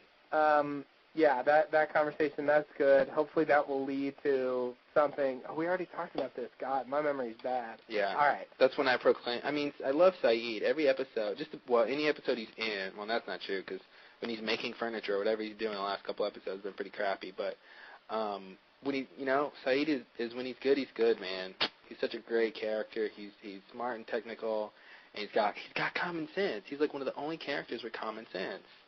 Right. And he doesn't seem to have those those character flaws that bring the other characters down. Mm-hmm. Where they're good for Locke, for instance. Yeah. Or even Echo's kind of scared me lately. Echo is getting pretty crappy. With his like, I gotta push the button. I have to push button now. Like I don't get what he's doing. It's very weird. And no more church for me. Like I don't know. Yeah, like that line when he says, I have to do this now. It's like, well, Echo, don't you think that whatever told you to build a church would want you to finish it? Like, what's the point? They just, whatever told you to build a church just wanted you to bide your time until it told you to push the button? Like, right. It doesn't make a lot of sense. It really doesn't. And so, but Saeed, like, even when Shannon died, like, he didn't even, it didn't sort of affect his reasoning or, his rational thought processes. God, I love Saeed. Ugh. Saeed for president, please. He's done a really good job at, like, even letting things that affect him personally, not letting them affect his judgment, and I think that really puts him a leg up. Most of the characters are really susceptible to having personal problems override their judgment. Yeah. And so, yeah, that's what I think he really deserves a lot of credit for. He's very good at doing that, and so I can only hope he'll have some important part to play in this finale that's coming up. So I guess maybe we'll move on to the spoiler section. Well, there's the couple things in the very last scene that I wanted to mention. During the funeral, Locke does not attend. He cuts off his splint, and sort of, obviously it was a very strange shot. They really wanted us to see him stepping on his crutches as he left the frame. Right. The big question would be, where's he going? Is he going back to the Pearl for more information? Is he going to, the Swan Hatch to press the button, talk to Echo, maybe try to get the blast door back down, to look at the map? Or is he just going on a walk? Who knows? But, Walkabout. I also wanted to mention... Yeah, it seems like he's setting off on some sort of mission. I really don't have any idea what that might be, but... Seems like it was a purposeful, like, getting up and walking away. It did seem purposeful, but who knows? How they do. I do. Okay, so we were going to talk about the boat. Or what were we going to talk about that was spoiler material? I forget now. Yeah. Well, I was going to talk, also in spoilers, next week on Lost Stuff. But you had a question about the boat. What was that? Did you ask what is the boat? Oh, what the boat is. Okay. So, for those people, so if you don't want to hear spoilers, I guess you should stop listening now. Thank you for listening thus far, and thank you for those who will still listen to the end. So, a while ago, someone online posted the call sheet for the final episode, and we have a scene in which Libby, this is sort of big spoiler, Libby talks to Desmond and offers her boat. So I was thinking maybe this is the boat. Maybe, maybe... Sailboat. The sailboat, yeah. Okay. So maybe when Desmond gets, because we're going to see, I guess we don't have to spoil everything, even though this is spoilers, but we'll save some things. But anyway, I think that could be the boat that she gave him, or sort of specifically the boat he used to get to the island. Because the boat didn't look manned at all. But it could be the person who was manning it was, underneath, whatever you call underneath, but the deck or something.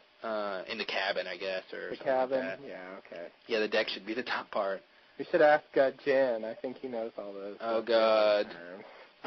But it could be a new character. It could be someone new on the thing. I guess that's actually a big possibility that it could be a new character, which would be interesting. It could be. I'm not sure who it could be. I have very little speculation. I mean, it just looked like it was floating out there. If it is the boat, if it is Desmond's boat, I mean, what's it doing out there? I mean, how did it get there? Yeah. He supposedly crashed on the island. I mean, And that's not the boat I pictured. The boat I pictured when he said he was racing around the world. I don't picture a sailboat. Right. But who knows? So we'll see next week what the hell that boat is. But right now Hopefully. I can't think of what it could really be. Maybe it has something to do with Dharma. Maybe it's some official person, or maybe it's someone who's getting stranded there like they are. Right. I guess that's a possibility. I wanted to say, to change the subject drastically for just a moment, the deal that Miss Clue offers Michael, as far as you go free Henry Gale, and then we'll give you Walt. I mean, that's basically the deal, right? Yeah. Okay. So why are you laughing? Because I don't buy that at all. I think didn't we talk about that before? Like in that recent Harrison Ford movie and all those movies where it's okay, we kidnapped your daughter, and if you rob the bank, we'll give you your daughter back, and they never do. Right. The bad guys never live up to their end of the bargain, and especially in this case when it doesn't seem like there's anything they would really trade for Walt. It seems like Walt is really important to them. And when Miss Clue told Mike, okay, you give us these 4 people and Henry, we will give you Walt, and you guys can go. My question would be why? Why do you want these 4 people? Oh, that's right. She wanted the 4 people too. Yeah, we didn't really talk about that. Why would they want those 4 people? Mm-hmm. Of all people. Good question. Jack, Kate, Sawyer, and Hurley. Mm-hmm. I mean.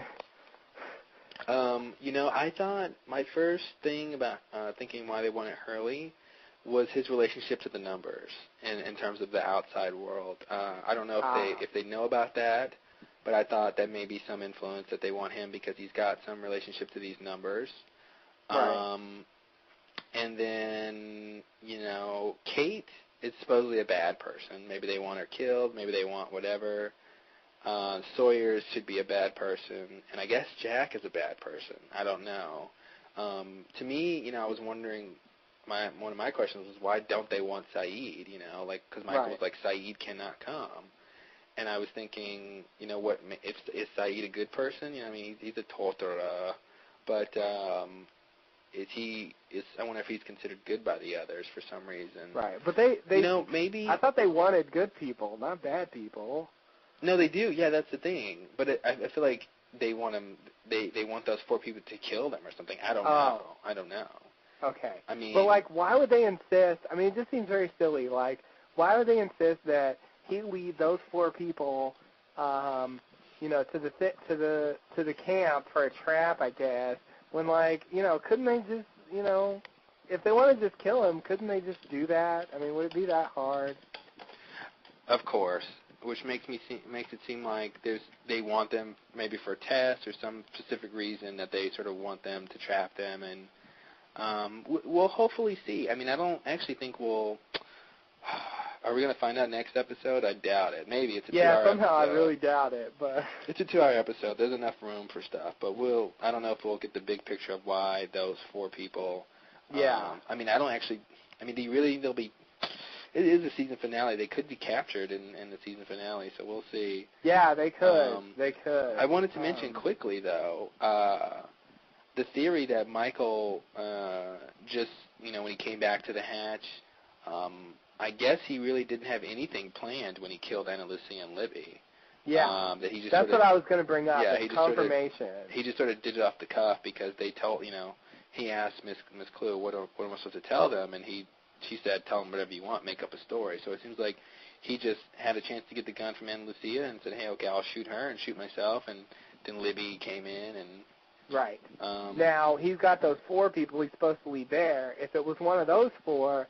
then I guess he wouldn't have done it. But I feel like if it was anybody else and he was in the same situation, he would have just gone through with the same thing because it wasn't specific. It was interesting how she didn't say, she said they've got one of our people or something. She didn't say they've got our guy Henry or they got whatever.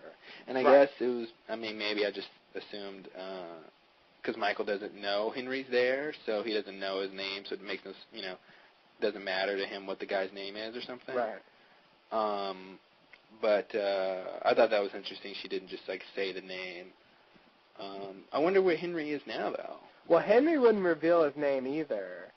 So I don't know if that's supposed to be some big mystery, but, I mean, he was specifically asked, and he wouldn't say.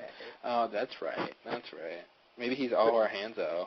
Yeah, I know. I mean, I really doubt that, but, you know, maybe. And, yeah, where is Henry now? I mean, that's a good question. He's out there. I mean, I guess we're supposed to assume he's running back. He made it seem like he was afraid or whatever, but obviously they want him back. Mm-hmm. You know, I don't know if he's actually going to come back because, yeah, you know, like you said, he made it seem like he was afraid to go back because they might hurt him because of what he said or didn't say, and so maybe he might not even go back to the others. Yeah, I mean, that's a possibility. I mean, I think, you know, yeah, I really don't know. I don't know if he was telling the truth or not. You know, that whole storyline with Henry, if he was an other or not, and the Henry Gale line, and the grave, and you know, I gotta say, and I hate to say this because I love the writers of the show, but that was pretty crappy writing. That was pretty bad because you know, we seem to be at the very end of the whole Henry Gale thing. You know, maybe we'll see him later as a character, but we're at the end of the whole was he not thing, and there's still no good reason why he chose to tell people his name was Henry Gale, when Henry Gale is a dead black man in a grave, and Henry Gale is a man who has his ID. With ID. Has his ID on him. Like, there's still no good reason why he chose that name. You know, like you said, so many times we've said this, if he would have chose any other name, if he said, my name is Billy Bob Grisham, like, there would have been no way for them to confirm that he was lying. You know. And if he said, that's my wife in the grave. And he said, that's my wife in the grave. When it's a man in the grave. And if he had just said, it's a friend of mine, you know, anything else to explain why there's a man named Henry Gale in the grave, he could have easily concocted a story where that was true. Yeah. And then it would have lined up with his story, and then he would have been fine. And then he would have been fine. You know, I feel like it was one of those things where they wanted us to go back and forth every episode of whether he was an other or not, and to get little clues on why he was. And that was one of the ways they did it. You know, it's either that, and it was just sort of really crappy writing, you know, to a certain extent, or it was that there is a good reason why he chose that name, and we'll find out later. And we don't know it yet. All right. I'm willing to accept that maybe that's the case, but at this point it really does seem like they're not going to deal with that again. Yeah. But I've said that before, and I've been wrong, so, you know, I'll hold out hope that that's really going to be explained. But as of now, it's pretty bad. So the boat, we talked about, So that wasn't really spoiler material, but I just sort of forgot to bring it up earlier. Yeah. So, you know, sorry guys, whatever. Right, the boat, you know, we speculated about that a little bit. Let's see. The next week on Lost stuff. You know, so, I'm really tired of all the previews and all the interviews I see where people are saying, they're going to answer all these questions, and all the big questions are going to be answered. And, you know, this thing says we're going to find out why the plane really crashed.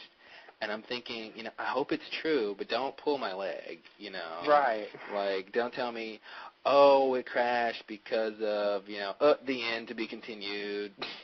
You know, like right. I really hope I know. It seems like a tease, and yeah, because I feel like. You know, if they're going to answer some of these big questions they're going to answer in this last episode of the season, and then maybe take the show in sort of a different direction, you know? I don't know, maybe they'll talk about Smokey and talk about some of the big things from Season 1 and then some of the stuff from Season 2, and then sort of take the show in a different direction, and you know, they'll answer all the past stuff so we can focus on the bigger things, maybe like the Hanzo and Dharma questions and stuff like that, so.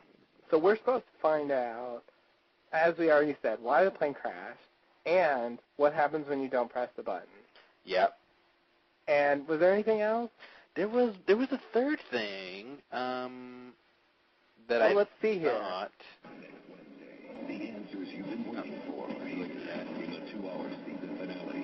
What happens when the countdown ends? It's real. Why by 8:15 will really crash? And has salvation finally arrived? We're rescued? Are we safe? The season finale that changes everything. Bond, next Wednesday at 9/8 Central, only on ABC. So the third thing was, if they're going to get rescued by the Yeah. It's like, hello, if anybody thinks the answer is yes. I really hope they get rescued because I love the show so much. I just hope they get off the island. I know the show's been picked up for a third season, and unless the show's canceled, they're not getting rescued. I'm sorry, guys. But what if the show, they get rescued, and, they get on this boat, this boat, sort of rescues them, and they call in a bigger boat, to sort of get everyone off. Mm-hmm. And as they leave, the boat gets destroyed in the storm, and they get stuck right back on the island. Oh. I called that good writing. That's what I call that. Is that what you call that? No, that's crappy. Just joking. Right. I know. Was there a shot? Did I make that up? Was there a shot of Smokey in that footage? I didn't see it. I thought maybe I just hoped they would talk about Smokey. Yeah, I don't know if they're going to deal with Smokey again this season. Somehow I doubt it, but you never know. He did pop up in the season finale last time. Yeah. So maybe it's funny that the end of season 1 was about the boat, the raft, and then the others had their boat and they took Walt, and now this one is building up to be about a boat again. Right. So it's sort of interesting. Parallel. A boat that Michael wants and a boat that is just appearing out of nowhere. Mm-hmm. Yeah. So we'll have to see. Yeah, I mean, it may have something to do with that. Maybe this is D. Maybe that's who's on the boat. Who? D. Desmond. Oh, Desmond. Yeah. Oh, okay. Maybe he. Okay, I'm guessing not though now, but. Maybe he claimed he crashed on the island, but maybe he was able to fix his boat or something. I don't know. I'm not really buying that, but yeah, I don't buy it either. But okay. Why would he be back? I don't know. Maybe he went to get some more smokes. I don't know. Hey guys, how's it going? Hey guys, anybody want some liquor? Yeah. So anything else to talk about on the next? I mean, there's a lot of quick shots. Like I guess I'm bad. Like I'm really taken by audio, and I always miss, there's shots of stuff that I miss. There's a bunch of stuff that you there's a lot of shots in there. I could have sworn that we saw some sort of shot, maybe I didn't see Smokey, but I saw a shot where I expected to see him in there, so maybe we'll see him, and I got to look at it again, but I can't wait. I mean, 2 hours of Lost, I just can't wait. That's going to be nice. That will be very nice. I cannot. Yeah, that'll be very nice. Okay, so. Oh, go ahead. I'm excited to see what the resolution of those, because really, even if we just learn those two things, that really won't be the end of the show. I mean, there's. Can you? Well, I mean, I think it's more than those two things. I mean, Harold's interview says we're going to get answers to a lot of questions, so I'm hoping it's more than two things or three. He did say that. Well, the third answer is hello. I mean, God, yeah. Her answer is obviously no. I think, well, what do you think made the plane crash? I'm going to put you on the spot. Put me on the spot? What do I think made the plane crash? Well, you see, there was an engine failure. I really don't know. I guess when they say it like that, it makes you think it's not something mundane, like, mechanical failure. Oh, yeah. That would be pretty bad. Well, the second engine went out, so I guess we're going to crash. Oh, I guess that's why the plane crashed. The end. Yeah. That would be pretty pathetic. So, one theory I've heard, I guess I have to just say some things I've heard because I just don't have a good guess. You're not very original then. Yeah, I know.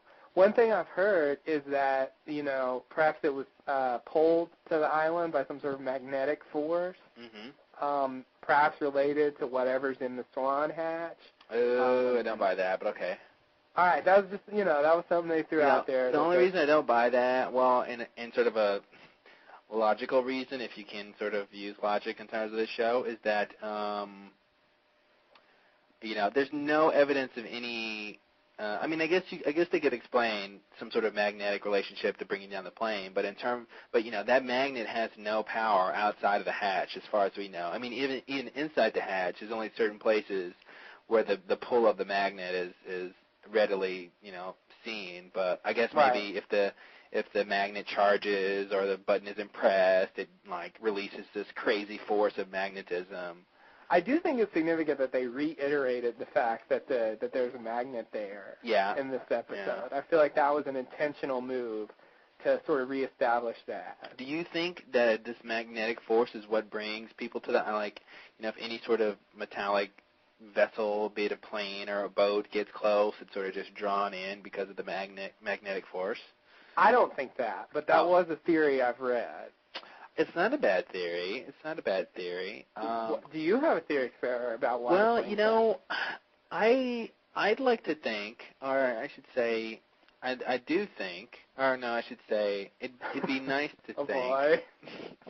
Anyway, my idea, not that I necessarily believe it, is that I'm going to go for some a little mundane, although I'm actually starting to believe yours the more I think about it, or whoever else first theorized that. Yeah, this was a Lost TV sort of creation. I saw it somewhere. I'm thinking we might find out that someone planted, that it was an engineered destruction of the plane, be it bombs or be it whatever. It was sort of engineered to break apart the way it did. Right. And to go down specifically and where it went down.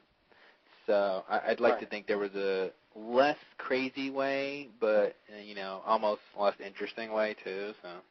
Right. That seems reasonable to me too. It does seem like there was some plan to get them there, and that would certainly be part of that plan, getting the plane down there. So, that would be a reasonable explanation. I do have an answer for what I think happens when you don't push the button. Oh, well, one more thing I was going to say is, do you think, just in terms of the plane crashing, like, it's one thing to have the plane crash, and having a plane break apart like it did is crazy, but to having that many survivors, I think, is even crazier. So is there a theory we can come up with that can explain how these people survived this crash? Well, possible and survive with minimal injuries. I mean, there was like the one guy who was hurt, and then that's like it. Right.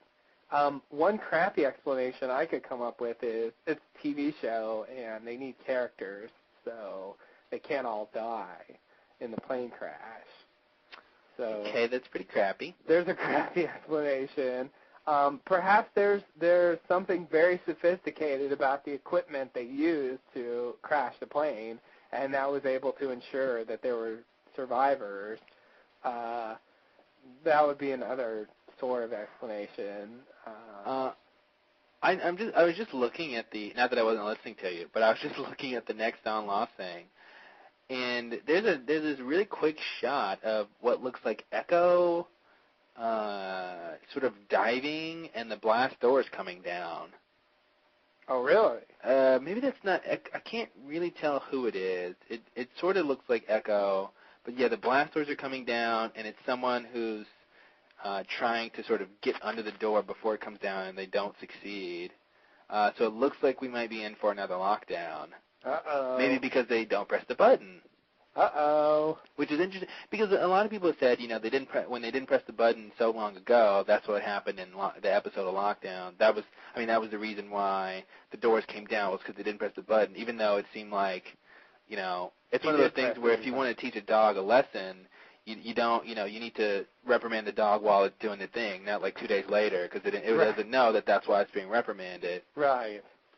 And humans, we're a little better about that, but if you're not going to explain to them, this is why this is happening, then it's not really helpful. Here's a shot of someone turning a key into something. Uh-oh. Man, I hope someone on the boards go through this frame by frame. I'm trying to do it, but I need a real program. I can't wait to see what that's going to be. Yeah, they show Jack kicking something in the ground and then like someone turning a key that looks like it has the swan. It is a Dharma key with the swan logo on it. It looks like it's a weird key. It looks like it's made of clay. I don't know. It's sort of a weird looking key. I don't know where you would turn a key into something in the hatch. And although you only see fingers, I'm gonna guess it's lock. Ooh, they show a shot of Desmond. Ooh. It's totally Desmond running. Wow. Oh, Desmond. Yeah. We knew you were coming back. They show Saeed and Jin on the boat, on the sailboat.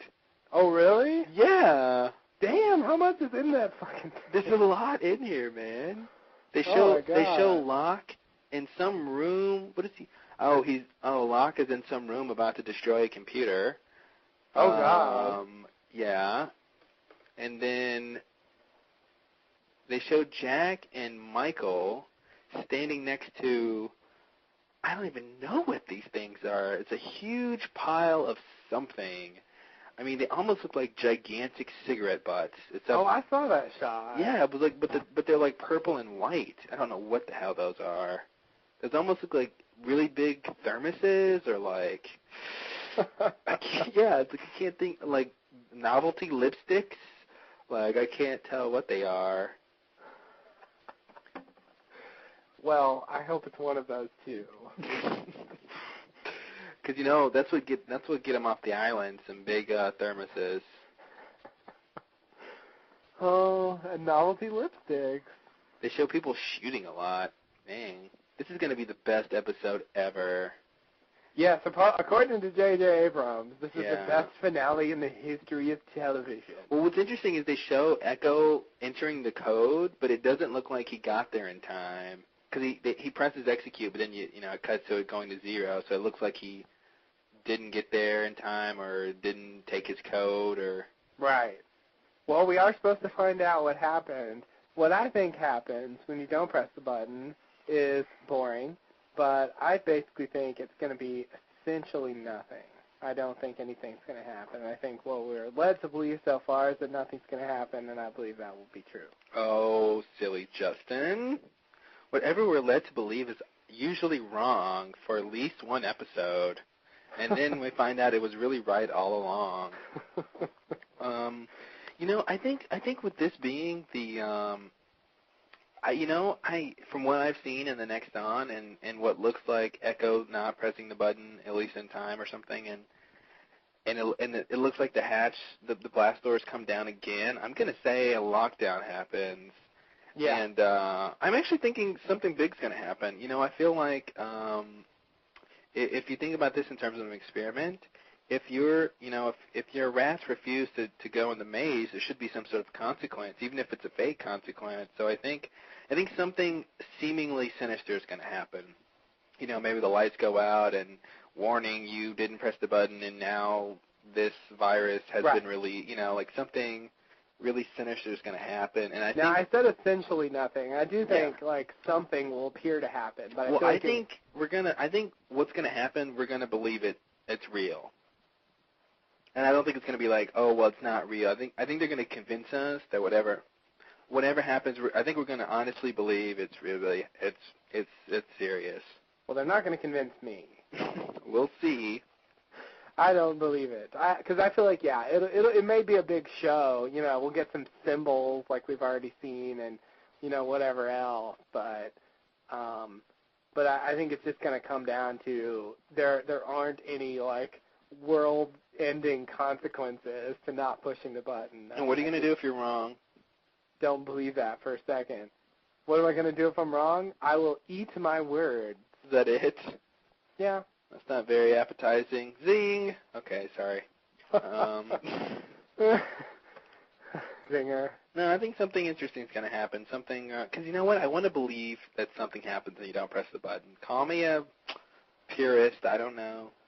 Yeah. I want to believe something happens, and I want to believe it really happens. It doesn't just sort of appear to happen. So. Yeah. I want to believe that too, but I just don't. Do you think someone's going to die in the next episode? I really don't, but I guess they will. People keep hinting that someone might die, and I guess that's what they do, but I just can't come up with a viable candidate for death. I guess, I could think of people I wouldn't mind if they died, but I just don't see, a reasonable, I guess any of the group that leaves could be in danger of dying, but I don't see any of them dying. Hurley can't die because he needs to tell Libby's backstory. But does he really? Yeah. I guess we're still sort of in the spoiler section. It's a very long spoiler section. But we know Libby shows up in the last episode from reading that call sheet. So who knows? I mean, Desmond might tell her story, I guess, but I feel like we need to find out, okay. I mean, it could be as simple as Desmond saying, sort of referencing Libby and saying she was, undercover in a mental institution, or she was, when I met her, she just got out of a mental institution or something, something just referencing why she was there. And, it answers that question and, it doesn't go into anything more interesting or any further with that, but it would answer that question, Right. Pretty simply. Okay. Fair enough. Jack cannot die because he's the main character. They will not kill Jack can't die. I think Kate can get killed. I mean, I didn't mean killed. I meant shot. And we can think she might die. Because I feel like, what is the cliffhanger going to be in this episode? I mean, there has to be one. Right. I don't think Kate will die. Sawyer. I don't think they will die. No, I don't think any of them. I think Hurley could die. I really think his story's done. I mean, without Libby, there's nothing. They were. Everyone was saying they killed off Anna Lou and Libby because their story's sort of done and all that. They didn't have anything more for them to do. Right. And it's like, man, well, what do you got for Hurley? Because he ain't doing nothing so far. Yeah. I mean, he's one of the most boring characters next to Charlie, but... I mean, he's the one that introduced the numbers. I'd like to find out more about the numbers, but maybe he doesn't need to be around to find out more. Yeah. So, I mean, I think his relationship to the numbers is done. I mean, it's been a while since he even mentioned numbers, and he really didn't even... I mean, he tried to tell Charlie about the numbers and how he won the lottery, but Charlie didn't believe him. So he's, I think he's done with trying to get people to believe him about the numbers. Right. So I think he could die. Yeah, okay. I'll buy that. I don't know about Sawyer. I think he could die, but I don't think he will. Sawyer, I don't know why he's still in the show. He's the foil. He's the sort of good bad guy, and I like him as a character. But in terms of what he adds to the show, he doesn't really add a lot. And especially this season, hasn't really been too much. So they tried to make him important. Yeah, I mean, he could go just in terms of the fact he's not really adding a lot to the overall show. But I mean, I do like him. Don't get me wrong. But I guess he could go. I don't think he will go either, but I guess he could. Aren't you going to ask for my phone number? Aren't you going to ask for my phone number now? I love that line. Oh, God. Sawyer, you get all the good lines. Yeah. No, we got trapped in the net. Oh, God. I love that line. I like him, but I think he's expendable in terms of the show, but I just don't think he actually will die. I don't know. I just don't think he will. Yeah, Hurley, I could see Hurley dying. Charlie's kind of expendable, but I don't really see why he would die at this point. I don't see I could see Michael dying. Oh, wait, I guess not. He's going to be back next season. Yeah, if he's going to be back. Well, maybe he's back in flashbacks. Yeah, I guess. But he hasn't even crossed paths with anybody. I can't imagine who's as far as we know. Yeah, you're right. That's a weird thing to say. He hasn't crossed paths with anybody. It's not hard for him to make that happen. Yeah, you're right. That was a silly thing to say. From what we know so far, he doesn't. I mean, no one crossed paths with anyone until they do on the show. So. Yeah, that is a fair point there. But I was just thinking maybe he dies. But I guess I don't really believe he's going to die. I mean, no one really died in the season finale of the first season. Oh, no one died.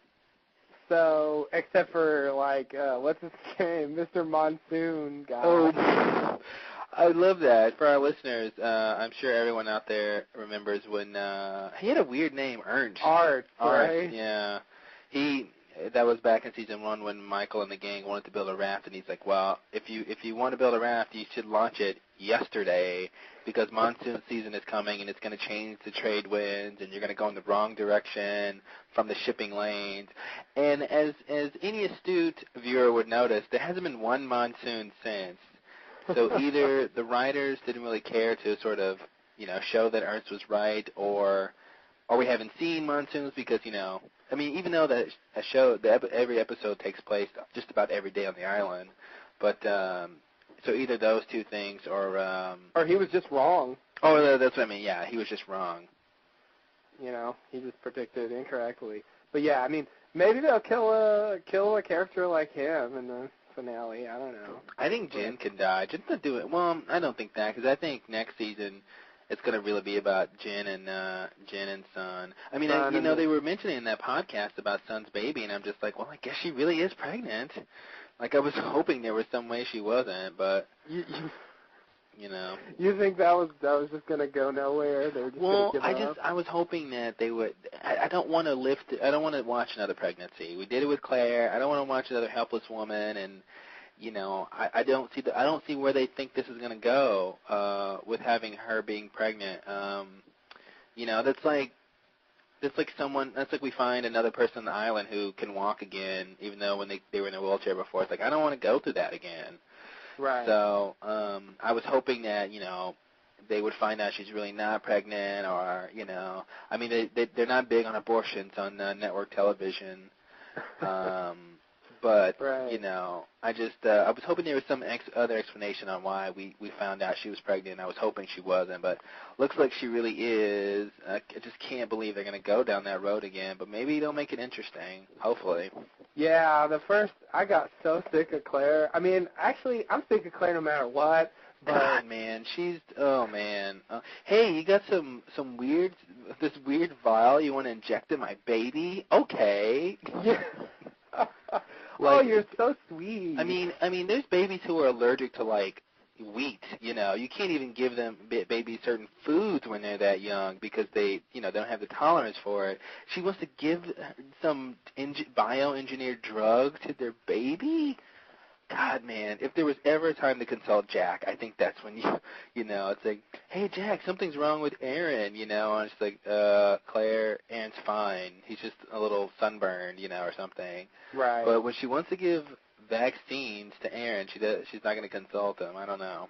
Yeah. Oh, okay, great. Just some mysterious, like, vaccine that I don't have any reason to think I need, and it's given to me by Charlie, like, an extremely unreliable, unknowledgeable character. You know what? He's proven himself to be very, unreliable and very inconsistent and very sort of aloof in terms of what the right thing is to do. So we'll see what happens with that. Yeah. Oh my God, I can't believe that happened. I can't. I'm tired of every episode finding something new and crazy that was in the palette. Right. Like, they're going to pull out a television and be like, yeah, look what was in the palette. Yeah, we found this TV. It's a plasma TV, which is nice. Ooh, what are we going to watch on it?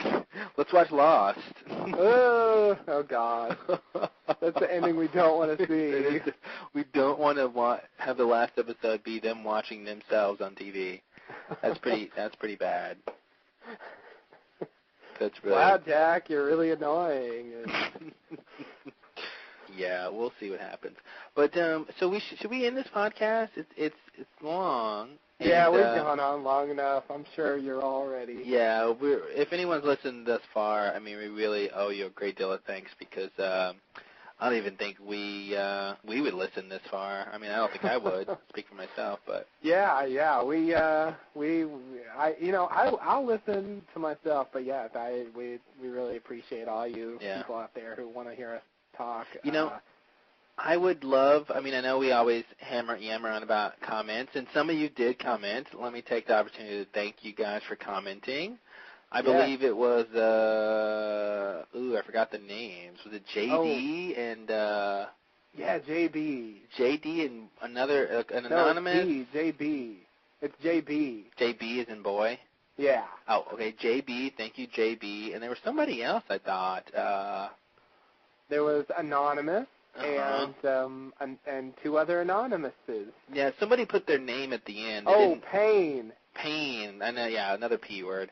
The P word, yeah. So thank you, Payne and JB. But I actually would love it if someone from our listening audience would write in and tell us what they think is going to happen in the next episode, be it specifically like what they think is going to happen when the button isn't pressed, or what they think is going to happen with this boat. If they think someone's going to die or not die. I'd like to get some predictions on this last episode because it's a big episode. It's the season finale, so I'd like to see what people think about it. Yeah, I agree. Speculation is good. Anything, the button, what's going to happen when they go to confront the others. I mean, there's all sorts of things that are going to happen. Speculation about that should run rampant, and it would be nice to see some of it on the site that we can sort of keep there and talk about once we actually see the thing. Yeah, I was actually going to mention, too, that, in that one scene when Charlie's throwing away the heroin, Locke is sort of looking at him, and I guess we're supposed to think Locke is, maybe proud of him for finally getting rid of that addiction. And I was thinking, what if they sort of become friends again now that Echo has sort of ditched Charlie? Maybe Locke has gained a newfound respect for Charlie, so maybe they'll be friends again. But I don't know. So anyway, yeah, everyone, you can email us at lostlowdown@gmail.com or go to the website, which you all know the address, thelostlowdown.blogspot.com, and send us a comment about what, either rating, our podcast or just your comments on what you think is going to happen, and we will include those in the next podcast. Talk about what you guys think. Right. We sure will, won't we? So, as we like to say on Lost, as our new recent closing, thank you and namaste. Indeed. Yeah, that's what we say. Now, should we start saying that together in unison? Or should I say it and you say it, or you say it and I say it? Or should I say the one part and then you say the last part? Yeah, I think that's the best. I'll say thank you, and then you say namaste, and then we can end it. Okay. Or do you think we should, do it in unison? I mean, that seems kind of cheesy. Yeah, that is. I think they're both a little cheesy. They're cheesy either way you go. So, no, I think we were supposed to just both say it. At the same time, though? No, just you say it and then I say it. Okay. I guess that's okay. Oh, yeah. Should I say it now, though? Oh, you already said it. So. I already said it. Well, now I'm going to say it again, since because this is the end now. Before it was the false end. Okay, yeah, I decided to drag it out a little more. Okay, thank you and namaste. Thank you. Namaste. Good luck.